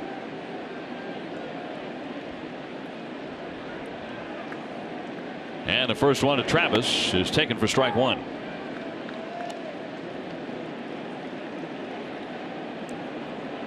Shaw with 1 career home run against Michael Pineda. Hanley Ramirez at second. Jackie Bradley at first.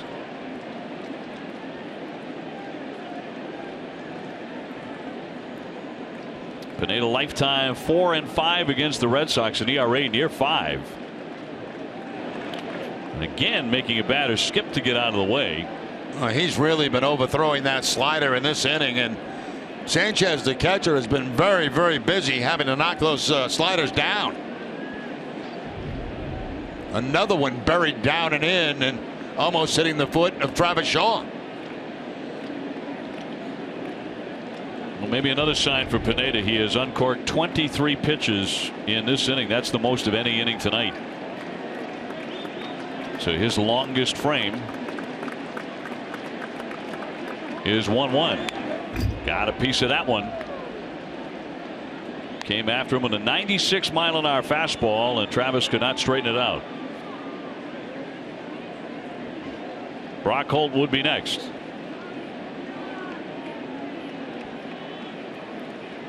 Travis has reached base in 14 of his last 17 games. Sits safely in 11 of those.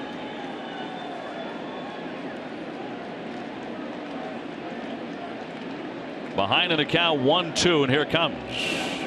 Another one that bounces up there.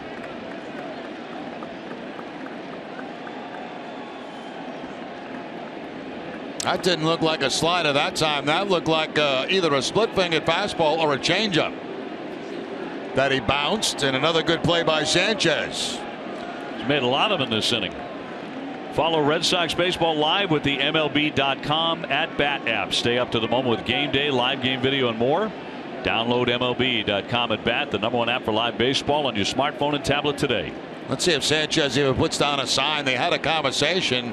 They may not need a sign. Just go to the pitch. And that's what they're going to do. 2 on, 2 out, the 2-2 to Shaw. And he popped him up. Shallow left center, ranging out there. Gregorius coming on Gardner, and a catch by the left fielder. So the Red Sox get 1 and now lead it 2-1 after 5.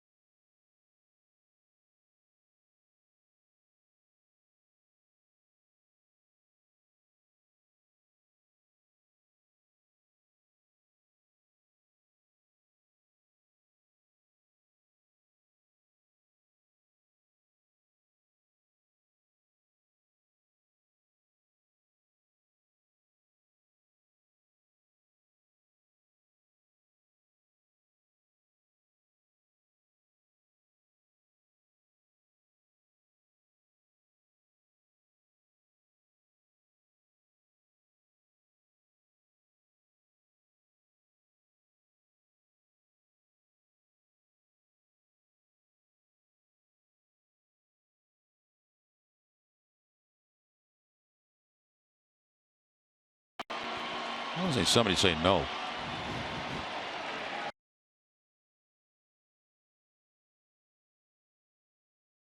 Brought to you by Old Dominion. Now 3 strikeouts to Rodriguez, a fastball up and away to Gardner. These are the first 2 hitters of the game. Then a slider down and away to Ellsbury. Then he elevates a fastball against Sanchez. So 3 tonight for Rodriguez. 2 on a fastball, 1 on a slider. Old Dominion Household Services, self-moving services that deliver. Red Sox ahead 2-1 as we go to the 6th inning. Jerry Remy, Dave O'Brien, Garen Austin. Dennis Eckersley will be sliding to the microphone tomorrow in game 1 of the series against Arizona. Gardner has struck out and also lined into a double play on which Pedroia made a nifty stab and then tossed on to first base to complete the twin killing. Jacoby Ellsbury next, then Chase Headley, and if anybody reaches, Alex Rodriguez will bat for the 3rd time tonight. 2-0.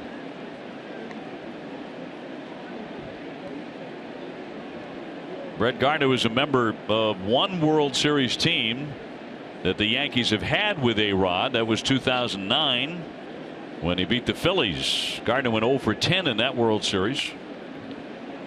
Pedroia to charge it in, and he gets it. So Gardner's 0 for 3. Tomorrow at 5:30. Don't miss Friday Night Fenway presented by Budweiser. John Farrell will be joined by TC on the field for an exclusive interview. Be sure to visit Tasty Burger through Sunday for the chance to be selected as Budweiser's fan of the game. Budweiser, this Bud's for you.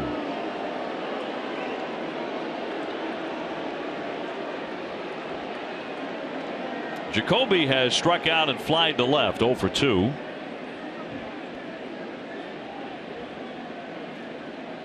Of course, Jacoby had one spectacular year with the Red Sox in 2011. 321, 32 homers. Drove in 105 runs. He stole 39 bases.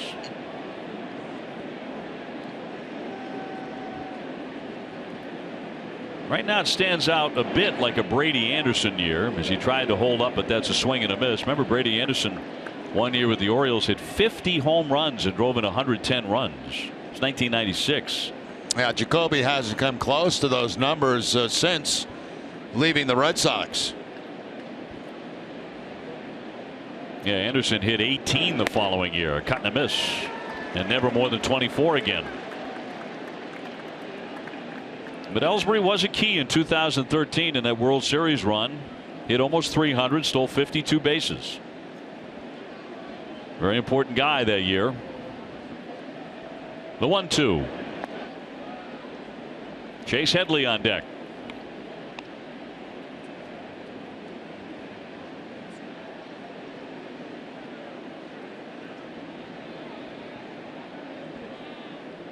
A-Rod hitting 4th. He's their designated hitter.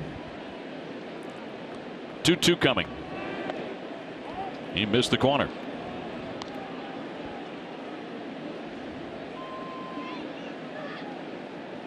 So a full count on Jacoby Ellsbury.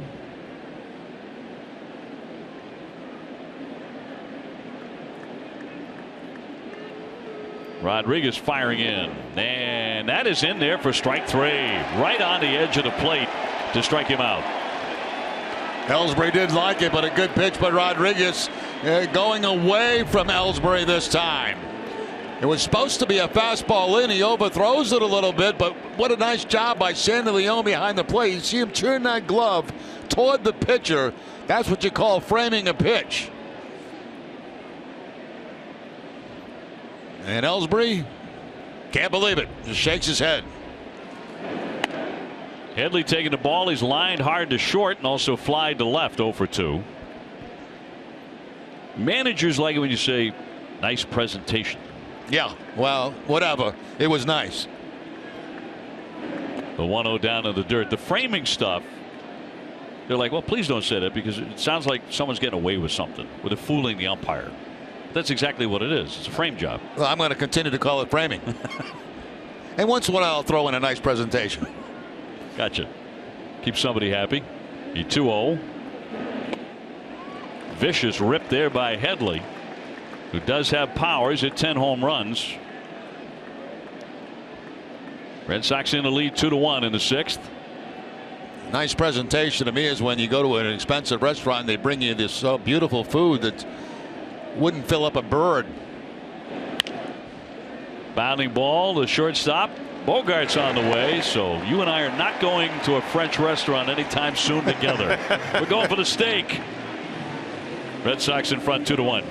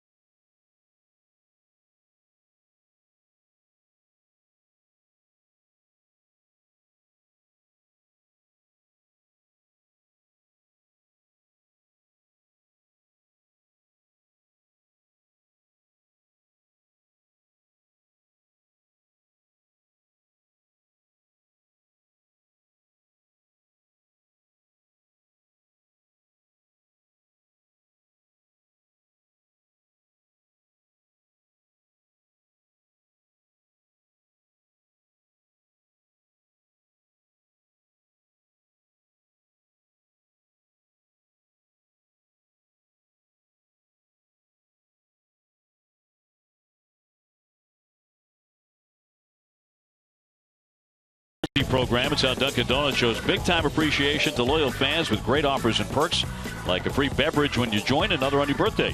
Enroll today at ddperks.com or on the Dunkin' Donuts mobile app. The Red Sox run on Dunkin'.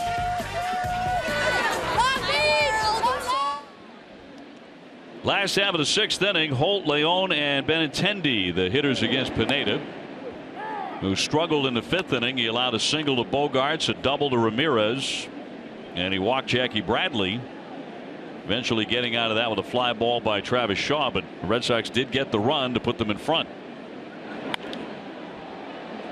Lazy pop into left field for Gardner, and Brock Holt now 1 for 3 tonight. Sandy Leon will be next.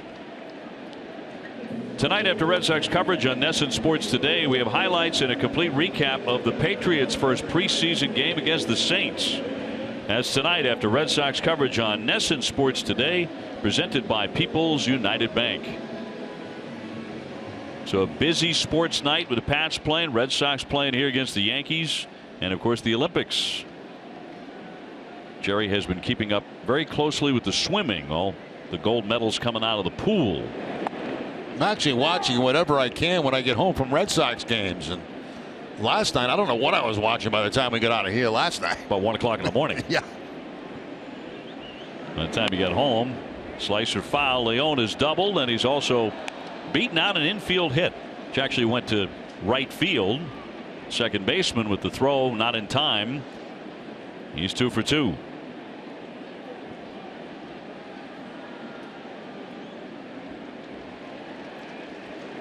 And the 0-2.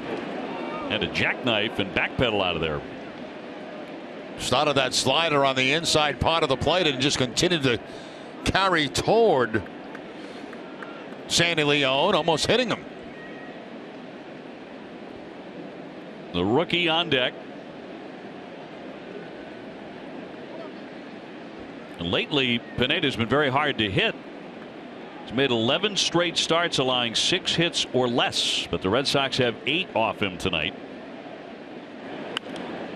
Flared foul out of play.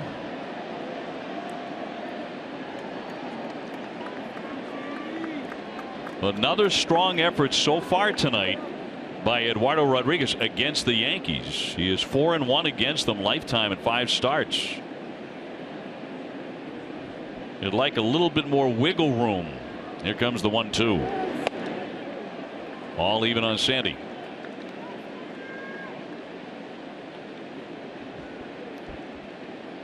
If the Red Sox do win tonight, they would improve to 62-51. Long way to go here, just the 6th inning. And that'll be in there for strike 3 at 95. So the first time that Sandy Leon has been retired tonight. Time now to see who's been driving the ball. Presented by Toyo Tires. Andrew Benintendi, his last 4 games is 7 for 13 with a double and 4 RBIs. He scored 4 times. Toyo Tires is the official tire of the Boston Red Sox.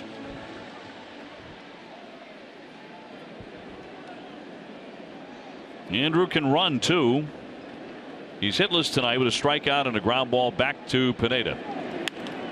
Checked his swing and he popped that one up into left field. And now backpedaling Gardner. And the Red Sox go fast here in the 6th. 1-2-3, 2-1 Boston.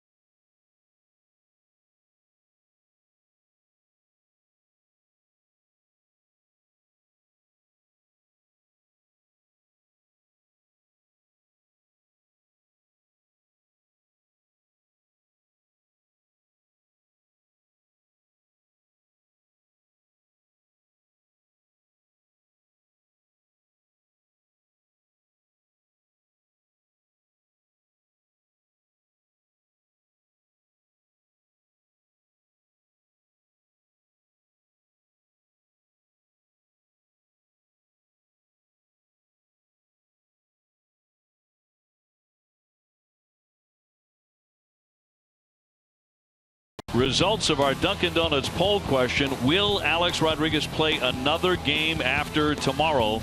Here's how you voted tonight on our Dunkin' Donuts poll question. 61% of you say no.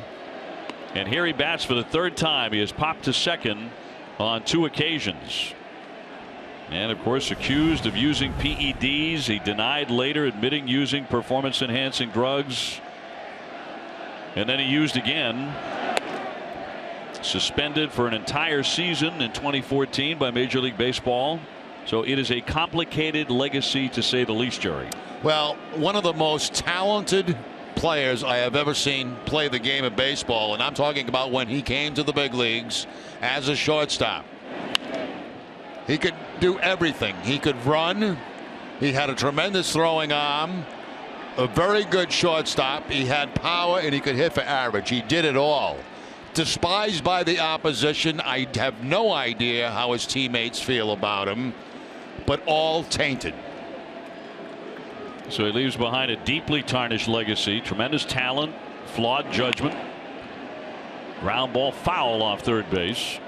Very polarizing figure wherever he has been, and especially in his time with the New York Yankees. But I think of 2 guys. I think of Bonds incredibly talented player, and Rodriguez, and both tainted. Well, certainly both poster children for performance-enhancing drugs in the steroid era. There's no way around that for either one of them. The 2-2. Ground ball and a foul ball off the glove of Shaw. Just off the line. You wonder how future generations are going to judge those guys and many other players. But he's certainly been a lightning rod. Even before the PED days, he was one of those guys. Yeah, he's never been a guy that has drawn any admiration from the opposition.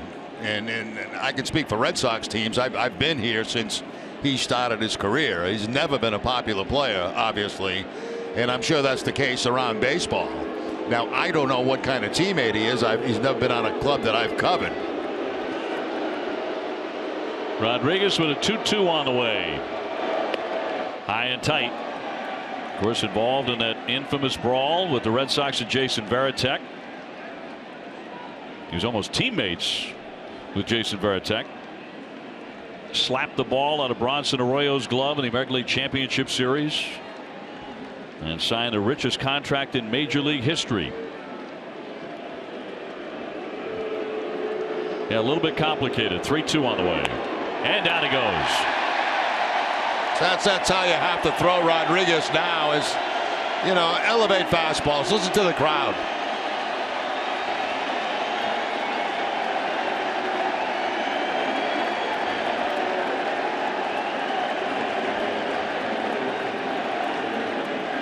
One man out here in the 7th inning. Red Sox ahead 2-1. The difference at the end for a guy like David Ortiz and Rodriguez, David Ortiz still catches up with the fastball.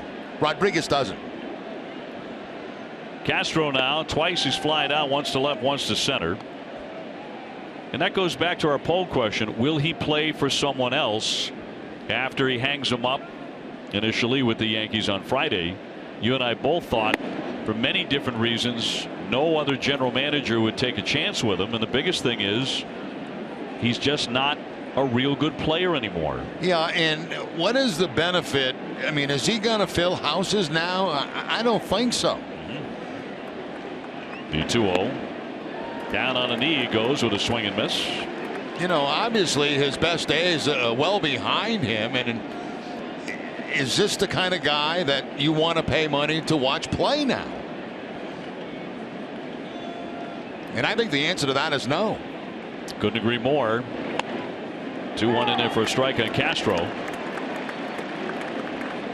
All started right here at Fenway Park for Alex Rodriguez, his major league debut here. July 8th, 1994 with Seattle. They sent Torey Lovello down so they could make room for him. The Red Sox bench coach at that time was playing for Seattle. A hard ground foul. Torey's got a lot of great stories. That's one of them. Grew up in Hollywood, California. On sound stages. His dad, a big time producer.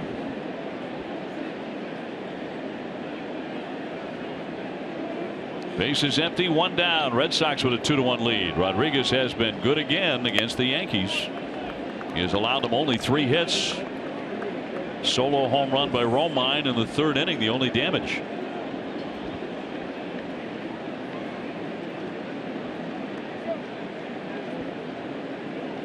He's gone 3-2 on Castro. Payoff pitch. Got a piece of it. We talk, when Rodriguez is pitching, you can bet that every team that faces him is spending many hours in the video room to see if they can pick something up. He's got a history of tipping pitches. I think he has completely corrected that in what I've watched since the beginning of the season. 3-2 again. He got him. Pitch down into the dirt. Down he goes. He will not bother to run, and he strikes out. Back-to-back strikeouts by Erod. Time now for our tools of the trade presented by DeWalt FlexVolt. Now Hanley Ramirez with a big night offensively for the Red Sox. Back in the first inning, a ground ball up the middle. That's going to score David Ortiz. And then a double in the 5th inning. That's going to score Xander Bogaerts. That ball rolling all the way out to the Red Sox bullpen. And that has been the scoring tonight for the Red Sox. Hanley responsible for both runs. DeWalt FlexVolt is the official power tool of the Boston Red Sox. Gregorius hits a floater into center field.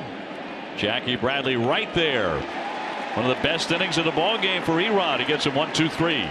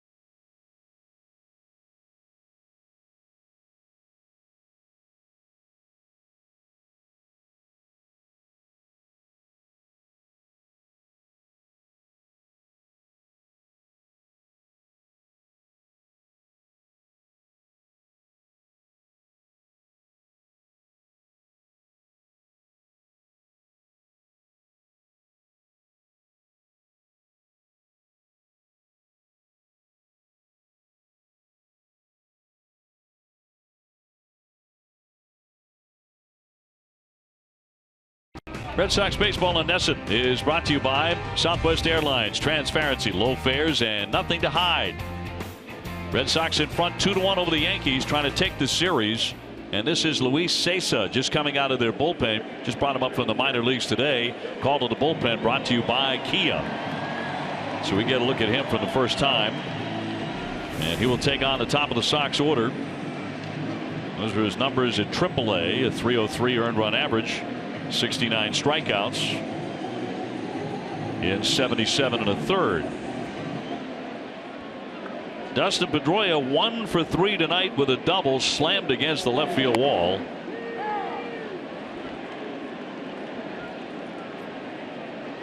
So Pete hitting .299 with 12 home runs.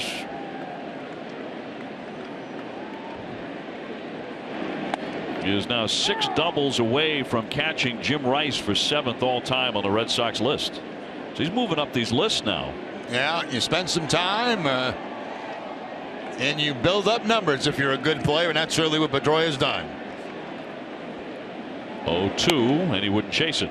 97 on that last fastball from Cessa. Brad Ziegler getting loose, getting that submarine going. So that may be the end for Rodriguez. If so, another outstanding effort against the Yankees.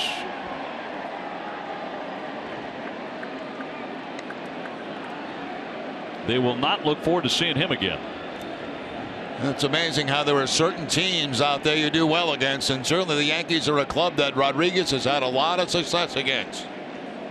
It could be 5-1 against them at the end of the night. That may be up to the bullpen, though. Here's the 1-2. Knocked foul. Very rough night for the pen last night.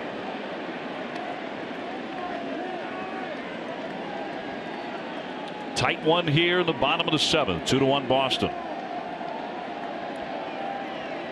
Cessa coming out of the pen to relieve Pineda, who went 6. Gave up 8 hits and 2 runs. And the 1-2 from the righty. 98, but a miss.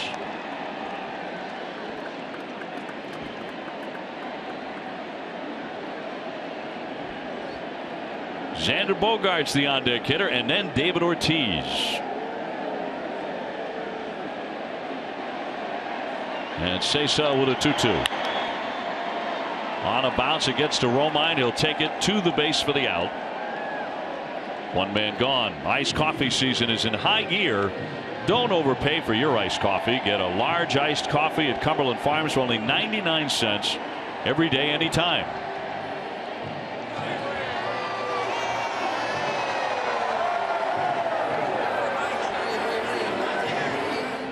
Xander Bogaerts 1 for 3 with a base hit.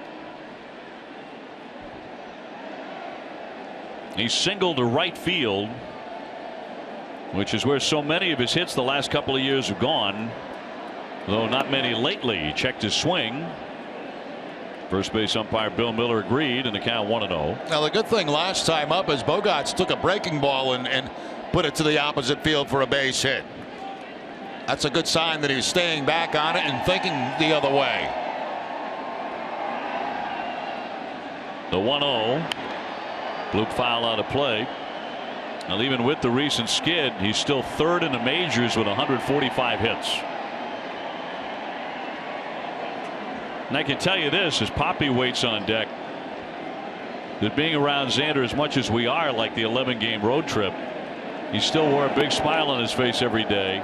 1 ball and 2 strikes, and it did not look like it was eating him alive. He felt he would get that swing back sooner or later. 1-2 coming. Fought that one off, up and in. Well, that's a tough pitch to foul off there. That fastball in on the hands, and somehow Bogaerts able to foul that pitch off. This ball run back in inside and right at the hands. He gets it right at the label of the bat. I'm kind of surprised the bat didn't break. 1-2 coming. Down he goes, strike 3. So 2 away in the Red Sox 7th. In honor of Big Poppy's final season, we look back to July 26th of 03 when David hit the first walk-off hit of his Red Sox career. Game-winning single off Armando Benitez of the Yankees. Red Sox won at 5-4. The New England Honda dealers would like to say thank you, Poppy. We salute your passion, your spirit, and your drive to be a champion, which of course he has been 3 times. 2 down. David started the night with a double in the first inning. Didn't look like he was even going to play after what he did last night, slamming that foul ball into the shin. But he's also walked, and he's hit another rocket to center field. It was caught by Ellsbury. 1 for 2.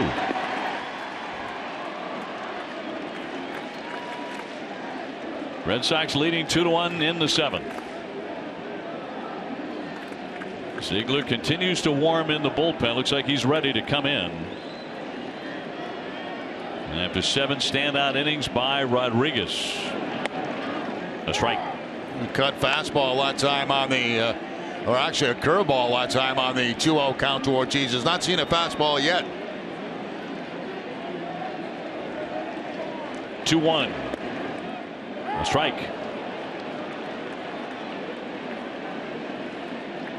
So 2-2 on David with the bases empty.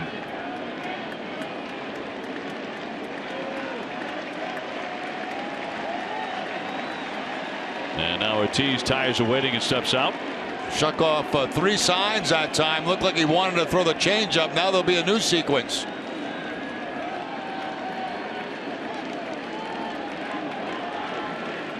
2-2. Trying to hold up, and down he goes, strike 3.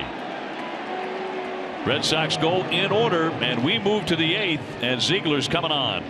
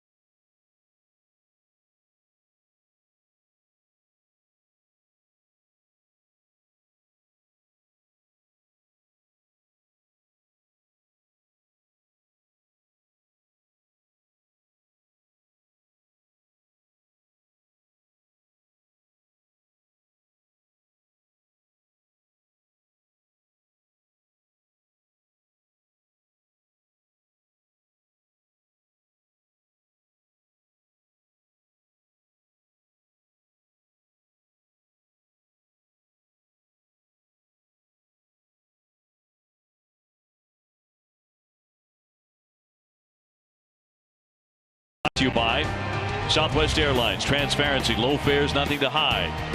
BuyAToyota.com, Toyota's website for deals. And by Digital Federal Credit Union. See what DCU can save you. On to the 8th. Red Sox on top of the Yankees 2-1 here in the third and final game of the series. Eduardo Rodriguez done for the night. Here's his pitching line brought to you by Ace Ticket. He was superb. 7 innings, 3 hits, 6 Ks. He walked only 1 man. Yeah, doing basically with his fastball tonight, his slider. Very few changeups in the game for Rodriguez. Brilliant performance. That brings the baseball to the Submariners. Ziegler coming out with a 0.87 earned run average. And Brad will get the bottom third of their order. Grounded toward that shift, sliding step. Pedroia spinning, throwing into the runner, a collision, and down goes Hanley Ramirez. And the runner is safe as Bogaerts goes over to get it, but Hanley in agony on a collision with Sanchez, who ran right into him. Yeah, there's nothing that couldn't have happened there. That was, you know, Sanchez is going for the bag, and Ramirez had to back off to try to play the hop, and that's where the collision came in. Pedroia makes a great play, then spins around, but watch where Hanley has to go because of the hop, and then just got completely run over by Sanchez at first base. I mean, that's nobody's fault. It's just one of those plays. He felt like the best opportunity to make the play on the one bounce was to back off, and once he does that, he gets leveled. And landing hard on his backside there. It looks like it might be his back, huh, Dave? I think so, and that's 6'2", 230 trucking right at you.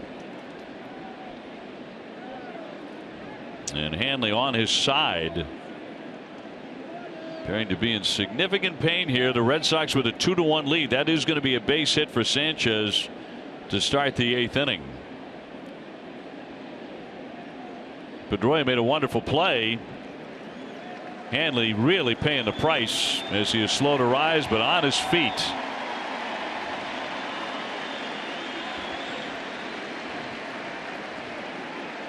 You just don't see many collisions like that in baseball. No, you know, he had 2 decisions to make. You know, one was to stretch out for the bounce, and he felt like the bounce was more playable if he backed up. Once he backed up, he was right in the path of the runner, and that's when he goes down, and down pretty hard on his back.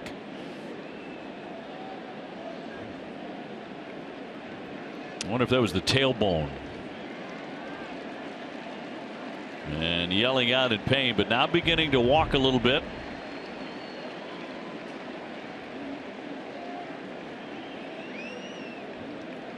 See if he stays in.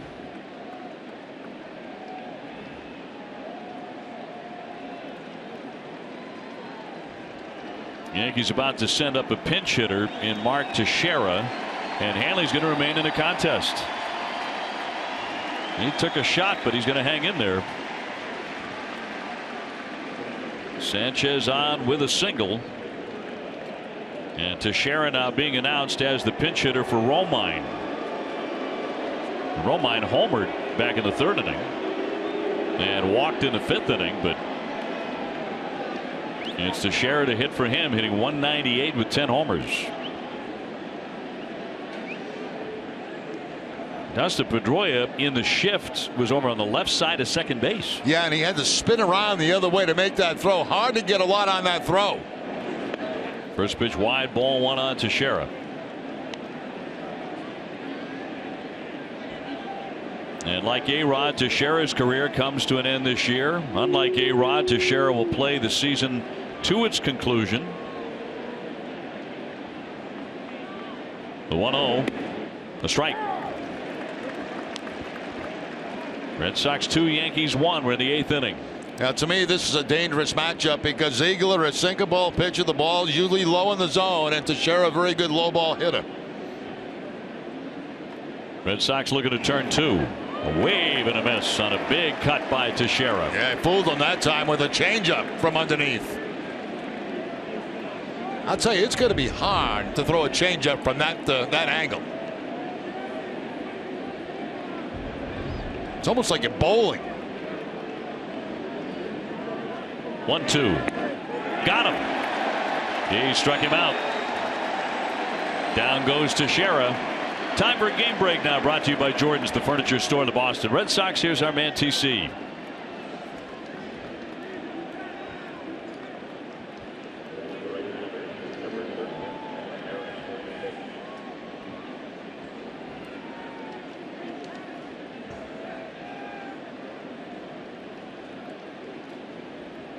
Tom, thank you very much. Yeah, they are only 6-5 in their last 11 games. The Orioles have been scuffling to score until today. Here's Aaron Hicks now, the man at first base. Red Sox in front 2-1 in the 8th. He has singled and grounded to the third baseman, so he's 1 for 2.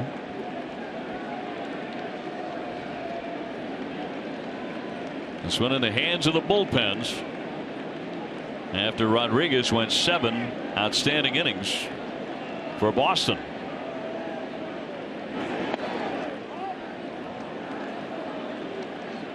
(2-0) on Hicks. And regardless of what happens in this game, I do agree with the move of removing Rodriguez. A hot, humid night. His pitch count was rising, and he's got Ziegler in the bullpen with Kimbrel probably to follow. 2-0 pitch hammered and a base hit into right field. Sanchez heading into second base. He'll pull up right there. So it's a second hit in the inning. First and second for Brett Gardner, who's due up next. Hard ground ball from this fastball, as you can see, and you know, lefties are more of a problem for Ziegler. That ball rifled right by Hanley Ramirez at first base. Sanchez has to stop at second, but that's the potential tying run in scoring position now, with a very tough hitter coming to the plate. Gardner tonight, a strikeout, a double play, and a tapper to second, with Ellsbury right behind him. And a double play has been a specialty of Brad Ziegler in his career. But Gardner's only hit into 4 of them this season. He'll take strike 1. Yeah, we talked about that the other night, Dave. Really the way you double up Gardner is if he hits a ground ball going toward the second base bag, where you got either the shortstop or the second baseman closing the gap, because he's so fast on that first base line. Sanchez at second, representing the tying run. Hicks at first, and Ziegler will step off the rubber. Sox up by 1.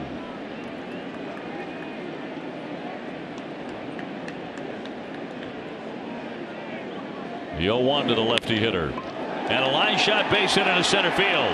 Sanchez to third. They'll stop him there as the throw is cut by Ramirez, but the bases are loaded for the Yankees. Now there's the respect right there for Jackie Bradley's arm. Now, you know, it's a lot happens before the throw. It's the position he gets himself in to make the throw. Watch as he comes in, plays the ball off to the middle of his body, and then a quick transfer to the throwing hand. And third base coaches, they know that. So Sanchez held at third base with 1 down. They are all loaded up now for New York and for Jacoby Ellsbury. And Carl Willis going to come out to the hill here for a visit. Sanchez at third, Hicks at second, Gardner at first base. In big trouble for the Red Sox here, trying to protect a 2-1 lead. Ellsbury will be next. He is hitless tonight.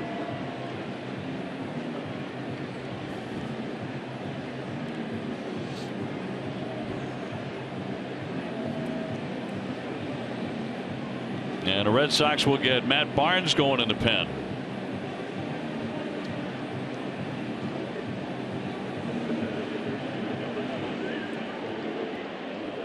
Ellsbury this season, as Abad is also up, has grounded into 8 double plays.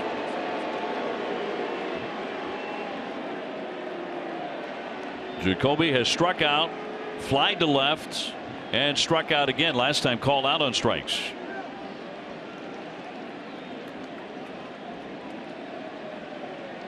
So it's gotten real tense here with 1 man away, and that is ball 1. You know, Ellsbury also a great speed, very tough to double up. Pedroia's in a position at second base where he has 2 options. If the ball's hit hard to him, he can go home. He can get a double play. If it's not hit hard, he has the option also to get the force play at home plate. Same thing with Bogarts where he's located. The 1-0 pitch to Jacoby Ellsbury. Around the plate for ball 2.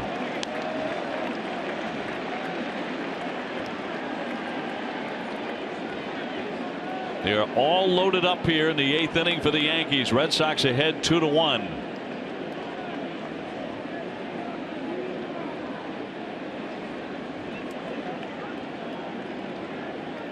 Ziegler's 2-0 and a line shot into left. Benintendi can't get it. Gets by him and up against the wall. Sanchez is in. Hicks coming around. Gardner down to third, and the Yankees have the lead. Well, I don't know, but Benintendi may have lost out in the light tower, because that was certainly a catchable ball. Let's take another look at him. Let's see if he loses this ball. It looked like at the last minute he turned away. And Yankees running all over the bases. Yeah, there was a home run earlier tonight by Romine that he also lost, although it didn't matter. This one does. And the Yankees are now in front 3-2. Runners at second and third, still only one man out. Yeah, they're going to intentionally walk Headley here, load the bases to pitch to Rodriguez. A-Rod on deck. So they'll be reloaded.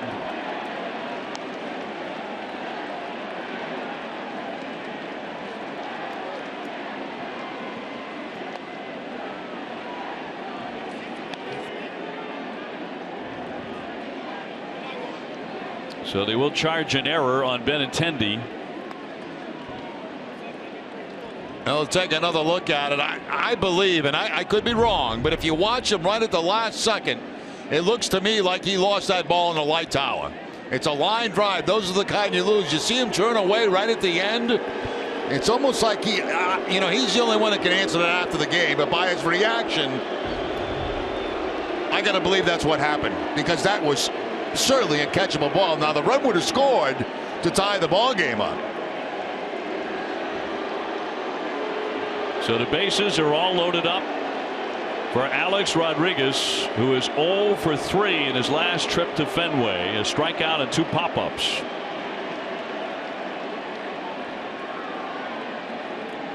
He's hit 29 home runs in his career at Fenway, and he will take a ball. So for the second night in a row, the Yankees have turned this thing around.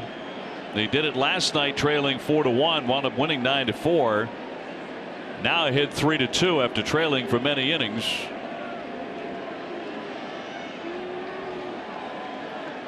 And no place to put Rodriguez. Slicer foul to make it 1-1. Yeah, we talked about Rodriguez not being able to catch up to the fastball. It's a little bit different with Ziegler out there. His fastball's at 86. Rodriguez, Erod's fastball was about 94.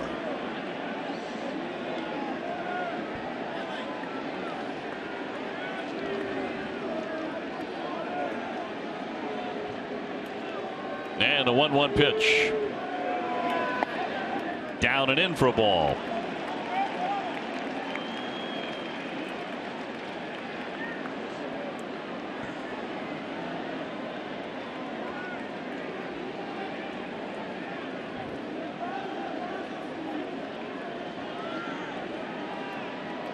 All loaded up here for the Yankees again, and 2 huge runs in on the misplay by Benintendi. 2-2. Change up that time, 77 miles an hour. See the change up staying down and in. Watch it dip right at the end.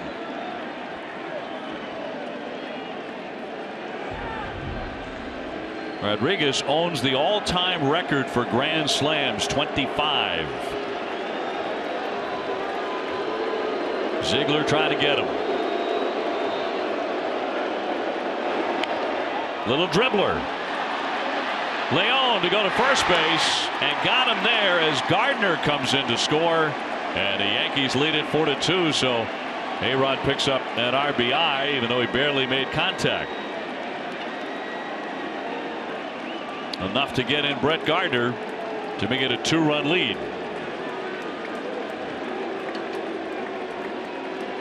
Just his 30th RBI of the season, but he does bring it in. And that'll set up Starlin Castro and runners at second and third.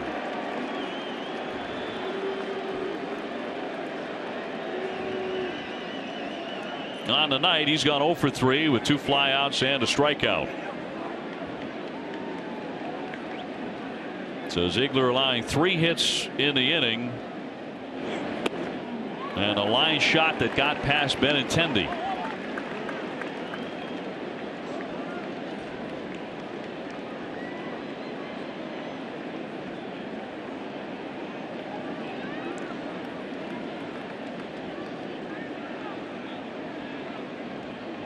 Here comes the 0-1 to the number 5 hitter. He's the 8th man to hit in this 8th inning. Red Sox bullpen with another very rough performance.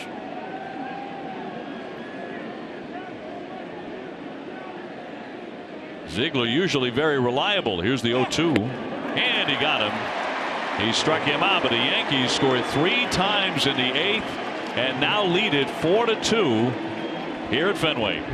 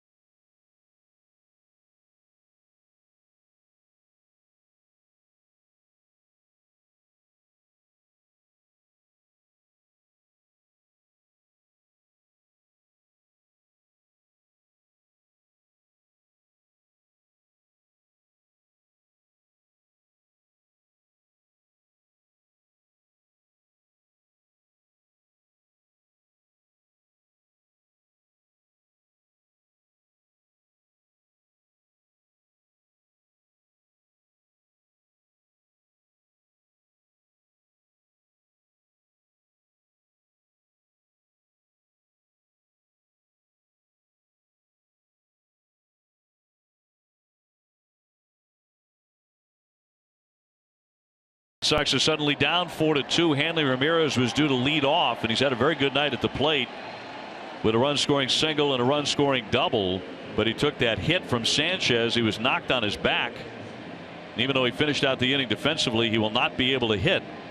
And so it'll be Aaron Hill to bat for him instead. Another look at that play at first base. Yeah, nothing Hanley could do about it. Nothing Sanchez could do about it. He decides to back off, and then he gets crushed. So Hill to lead things off. He swings. It's a hard ground ball to short, but scooped up smoothly by Gregorius, and he gets him. One fast out in the Red Sox 8th inning. Speedway is proud to be New England's first choice for value and convenience. For every Sox home run this season, Speedway will donate to Boston Children's Hospital. And now in August, get 10 cents off per gallon of gas at Speedway when you make a qualifying $3 merchandise purchase. Here's Jackie Bradley, who's gone hitless tonight. A strikeout. He's been hit by a pitch, and he's taken ball 4. 4-2 Yankees. Luis Cessa, very hard throwing right-hander, just up from the minors. Set down the Red Sox 1-2-3 last inning, and he has the first man out here in the 8th. Now the ruling on the shot past Benintendi was a sacrifice fly and an error.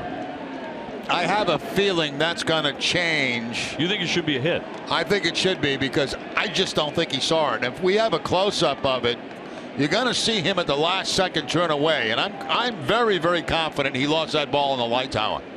2-1, fouled away. Take one more look at it and watch right at the end. Now he's got it lined up, but watch his head start to turn. And that makes me believe right there that he just lost the ball for a second. And the light tower I'm talking about is the one right up the first base line. 2-2 coming. He left it high. Travis Shaw on deck.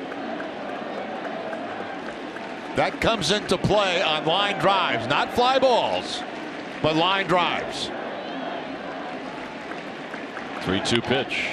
Up the middle, but that's exactly what they had him played. That's Headley, the third baseman, to throw him out. 2 up, 2 down in the 8th. Stay tuned for Red Sox Final, presented by Plain Ridge Park Casino. TC and Jim Rice preview David Price's start tomorrow against the Arizona Diamondbacks. And Shaw is next. Teixeira remained in the game to play first base after pinch hitting.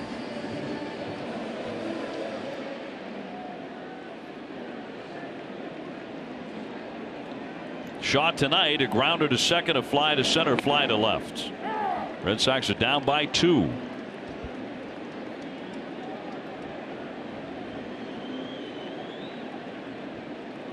And the 0-1 pitch from the righty. Lash foul. Double barrel bullpen activity. It's Barnes and Buchholz. Lynn Buchholz supposed to pitch this weekend as a starter. Supposed to go on Saturday against Arizona. 1-2.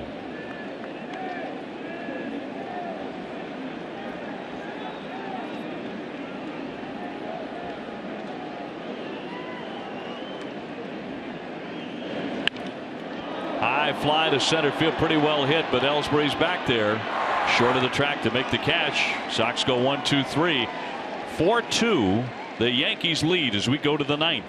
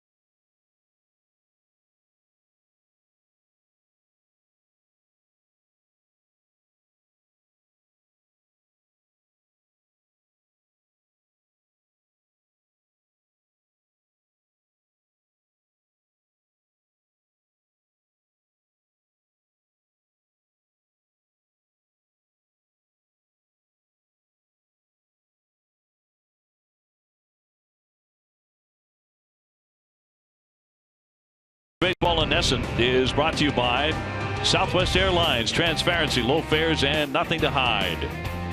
9th inning, 4-2. Yankees leading. Couple of changes for the Sox. Aaron Hill stays in the game at third base. That moves Travis over to first base. Travis Shaw. Anthony Ramirez now out of the ball game, of course, after that collision at first. And Matt Barnes, who had a very tough time of it last night to come on here, he allowed 3 earned runs on 3 hits in a third of an inning last night. Not a good night for the bullpen. Also true of this one. Ziegler did allow 3 runs. They posted his final pitching line, but also as subject to change. So that goes back to, I think, a review on the line drive past Benintendi. Yeah, absolutely. And what the official scorer do a lot of times, they'll go down in the clubhouse after the game and just ask the question. And we're convinced that Benintendi's going to say, I never saw it, or did not see it late when it went racing by. Here comes the 0-1. And outside on Gregorius, who leads off the 9th inning. He has gone 1 for 3 with a single.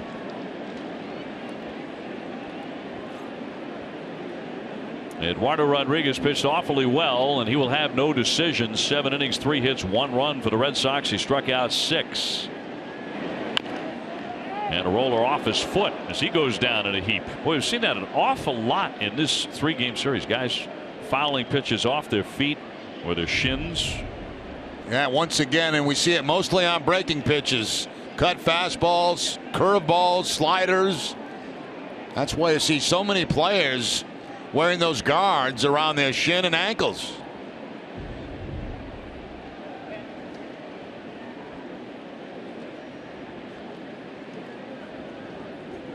Activity in the Yankee pen. Ben Heller. They did have Betances up before, but he's not throwing now. He pitched last night. 1-2 coming. And a little high at 97. I would expect to see Betances in the game. I would not be surprised to see him, because he has thrown, get back up when there is 1 or 2 outs to continue his warm-ups.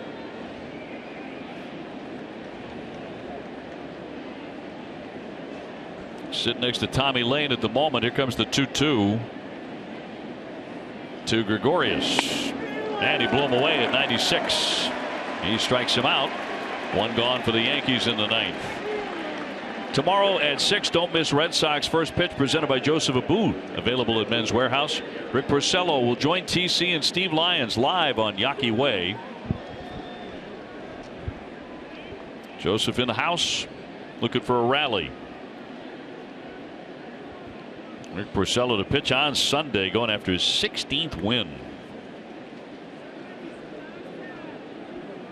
The matter at hand is this one tonight. It's 4-2 Yankees in the 9th. Gary Sanchez here. He whiffed his last time up.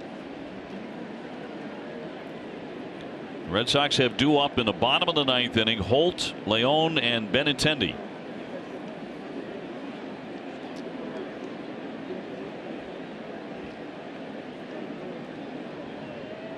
The 1-0 to Sanchez.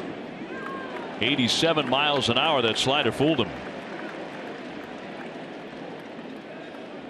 I wonder if Mookie Betts will be able to play tomorrow. He has not played tonight. Came out of last night's game with right calf tightness. Still riding an 11-game hitting streak. Yeah, it wasn't one of those decisions either where they waited till he loosened up and see how he felt. It was, decision was made for him that he was not going to play tonight. Arizona in town for the weekend as that one's knocked foul by Sanchez. Teixeira on deck. Now you go. Of course, you got Hanley Ramirez leaving the lineup. You don't know about his near future. Hanley knocked on his back on a collision at first base with the man in the box right now, Sanchez,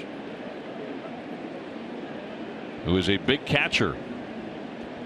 And a 1-2. Got a piece of it with a check swing.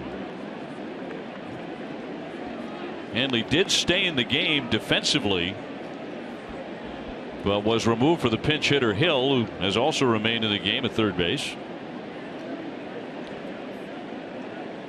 Hanley had a good night at the plate with 2 RBIs, a single and a double. And some good looking swings. Here comes the 1-2 pitch. Bounced up there and all the way to the backstop.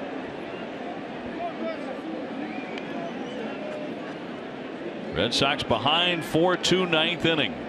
You know, it's not a case tonight either where the Red Sox offense has squandered opportunities. There really haven't been very many. Yeah, unlike last night. Right. Where there are a bunch of them. Sox have 8 hits. The Yankees just 6.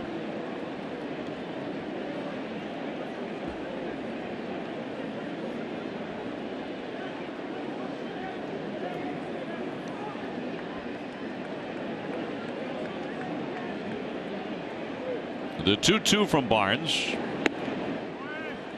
And a full count on Sanchez. He showed last night he can be a dangerous hitter. He had 4 hits and hit a home run off the back wall in center, which you almost never see unless you're watching Jim Rice. Payoff pitch. Got him. Back-to-back Ks by Barnes.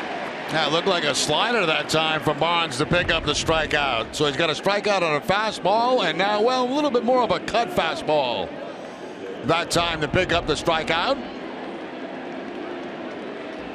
They get Betances back up, as Jerry predicted. Joe Girardi trying to get out of town, taking 2 out of 3. Which would be damaging to the Red Sox as Teixeira climbs in and he'll take a ball. Saw Girardi in the dugout giving it that motion. You know, was that a changeup? It was not a changeup. He couldn't tell obviously from his position in the dugout. It was looked like a cut fastball from Barnes. Teixeira has batted once tonight. He struck out.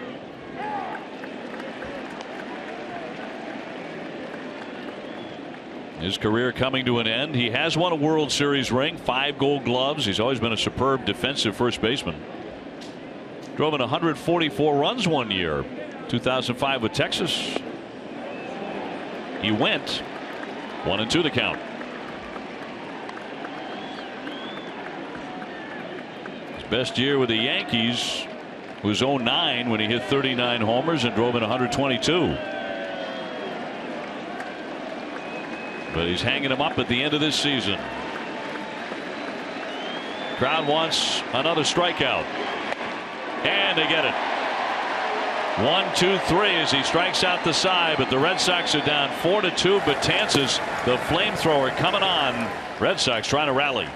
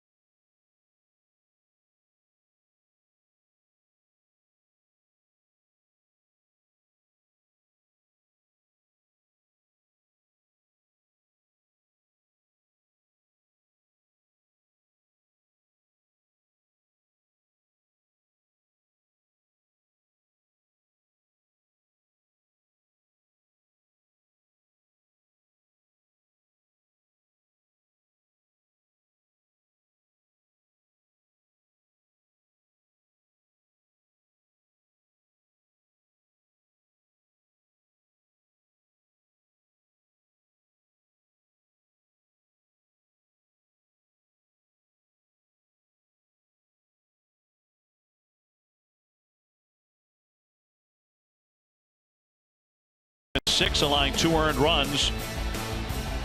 A-Rod with an 0 for 4 night in his last night here at Fenway Park. E-Rod went 7 outstanding innings for the Red Sox, but at this point, Jerry, Red Sox, unless they can rally, are going to waste that. Well, they're going to have to rally against a very tough guy in Betances. Hard thrower, good live fastball, 97, 98, slider.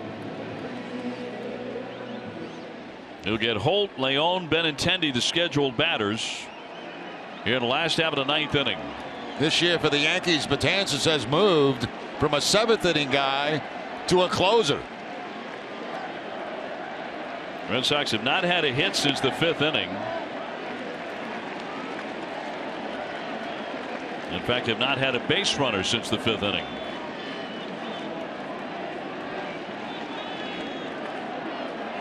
Yankees have set down 10 in a row.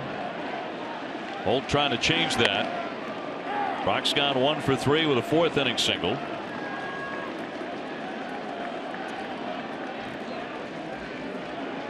Oh for 6, 5 strikeouts against Betances. And the big righty's 1-1 right by his shoe tops all the way to the backstop.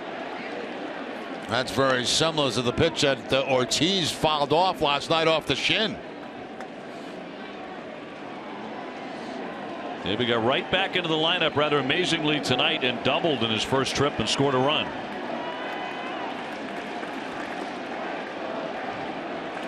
The 2-1. He missed badly there. Not the fastball. He tried a breaking ball. So 3-1. Betances 6'8", 265 pounds. He is a big one. Native New Yorker. He's been a mainstay for 3 years now in their bullpen. Here's the 3-1 to Brock Holt. Pounded in there at 98. Right at the top of the strike zone.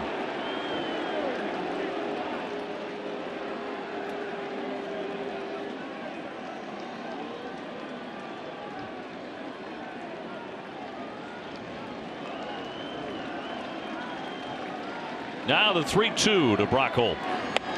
Down he goes. He strikes out. 1 gone. He talked about that velocity, 97 on the last fastball, and it almost looks like it's rising when it comes to home plate. And you know, so many times we talk about it, that pitch looks so good, but you can't hit it. Not at that velocity. Unfortunately for Brock, that's ball 4. Brings up Sandy Leon, who's had another good night, a double and a single and a strikeout, 2 for 3.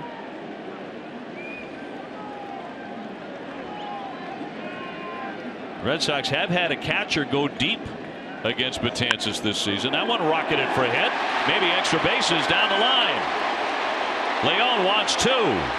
Hicks will pick it up and it'll be a double. Sandy Leon 3 for 4. Yeah, big night. 2 doubles, a single for Leon. Gets that fastball inside part of the plate. They wanted it away, but it stays inside, and Leon hooks it right down that right field line. By the time Hicks chases it down, Leon in scoring position at second base. Now you see Teixeira right on the line at first base. They're trying to prevent the 2-base hit. They don't care about Leon's run. That doesn't mean anything. What they're trying to do is keep Benintendi off second base. So you see Teixeira right on the first base line with the left-handed hitter at the plate. Well, the 22-year-old rookie has been charged with an error tonight on a key play. At the plate, he's 0 for 3. He will take inside for ball 1. He has struck out, grounded to the mound, and flied to left. Pedroia on deck. A man at second, 1 down. Red Sox trail by 2 runs in the 9th. Right by everyone at the backstop. Leon trying to move up, and he will without a throw. Boy, that was a cross-up right there if I've ever seen one. Sanchez had no clue that Betances was going to throw a fastball. Watch his reaction. He thinks he's getting a breaking ball, and that ball is by him by the time he gets the glove up. So that's a cross-up. And when you see cross-ups, it's generally with a man at second base when they're using multiple signs. That's a cross-up that if the umpire had been in the wrong spot, woo, man, 98-mile-an-hour fastball. The 2-0. 3-0.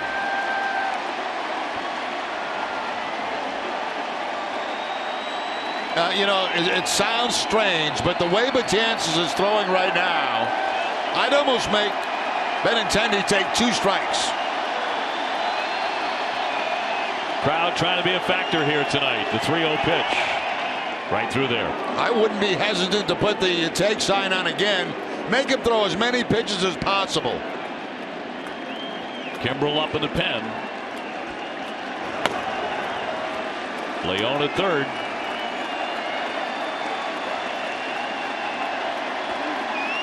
The 3-1. Check to swing, and it's ball 4.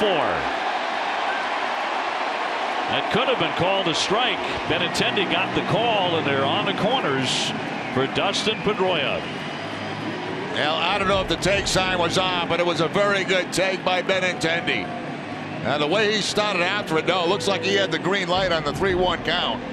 But he's able to lay off, and the potential tying run gets to first base. Benintendi can really run, too, and Pedroia will climb in. He is 1 for 4 with a double. The tying runs on in the bottom of the 9th for the Sox. And Betances has been wild. And is up high with a breaking ball, darting out of the way, Dustin Pedroia. Yeah, he was surprised to see that breaking ball. He was thinking fastball on the first pitch. And you see the late reaction from Pedroia on the breaking ball.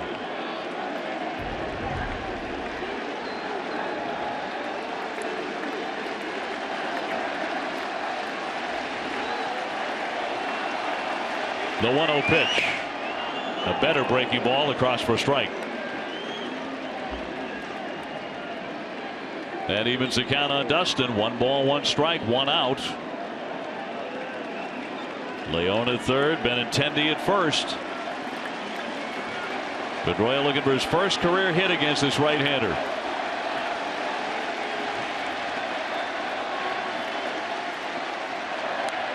Fouled back, a big rip on a 97-mile-an-hour fastball.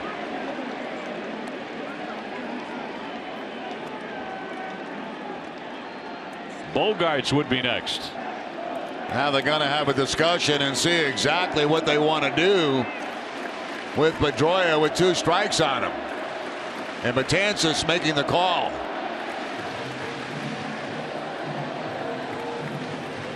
Home plate umpire Tony Randazzo heading out there to break it up. And David Ortiz waiting in the wings. He's after Xander Bogaerts. The crowd here in the 9th inning has been the loudest I have heard it all season.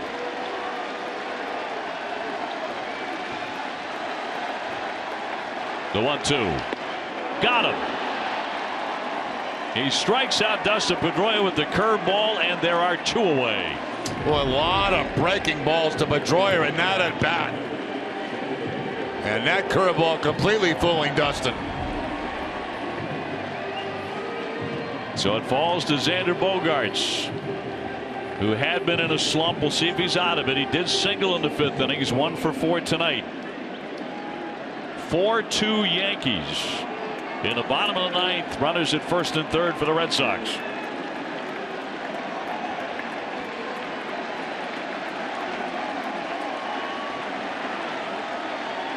And Betances from the set. Ball 1. Ortiz on deck.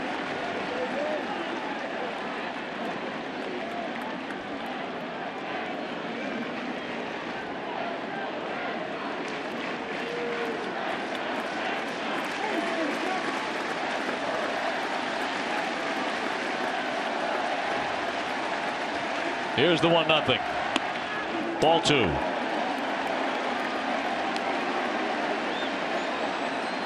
And you know Betances wants to go right after Xander Bogaerts because he does not want to face David Ortiz in that situation.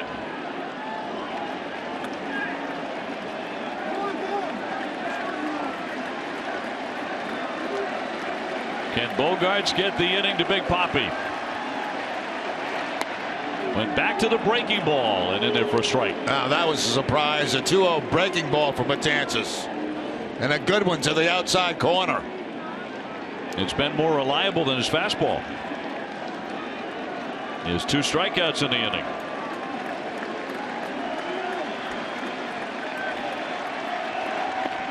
Waved at and missed. He went right back to it again. 2-2. Boy, you see that kind of swing out of it, you might want to try it one more time.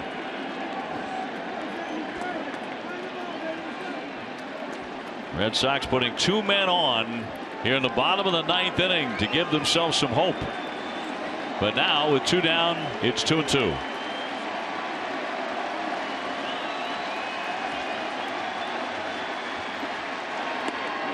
In there, strike 3. He tripled up on the curveball, and the ball game is over. The Red Sox leave 2 men on base in the 9th inning and fall by a final score of 4-2. In a very, very disappointing series. The Yankees come to Fenway, a depleted team, and they take 2 out of 3. And we'll have the totals and wrap it up in just a moment.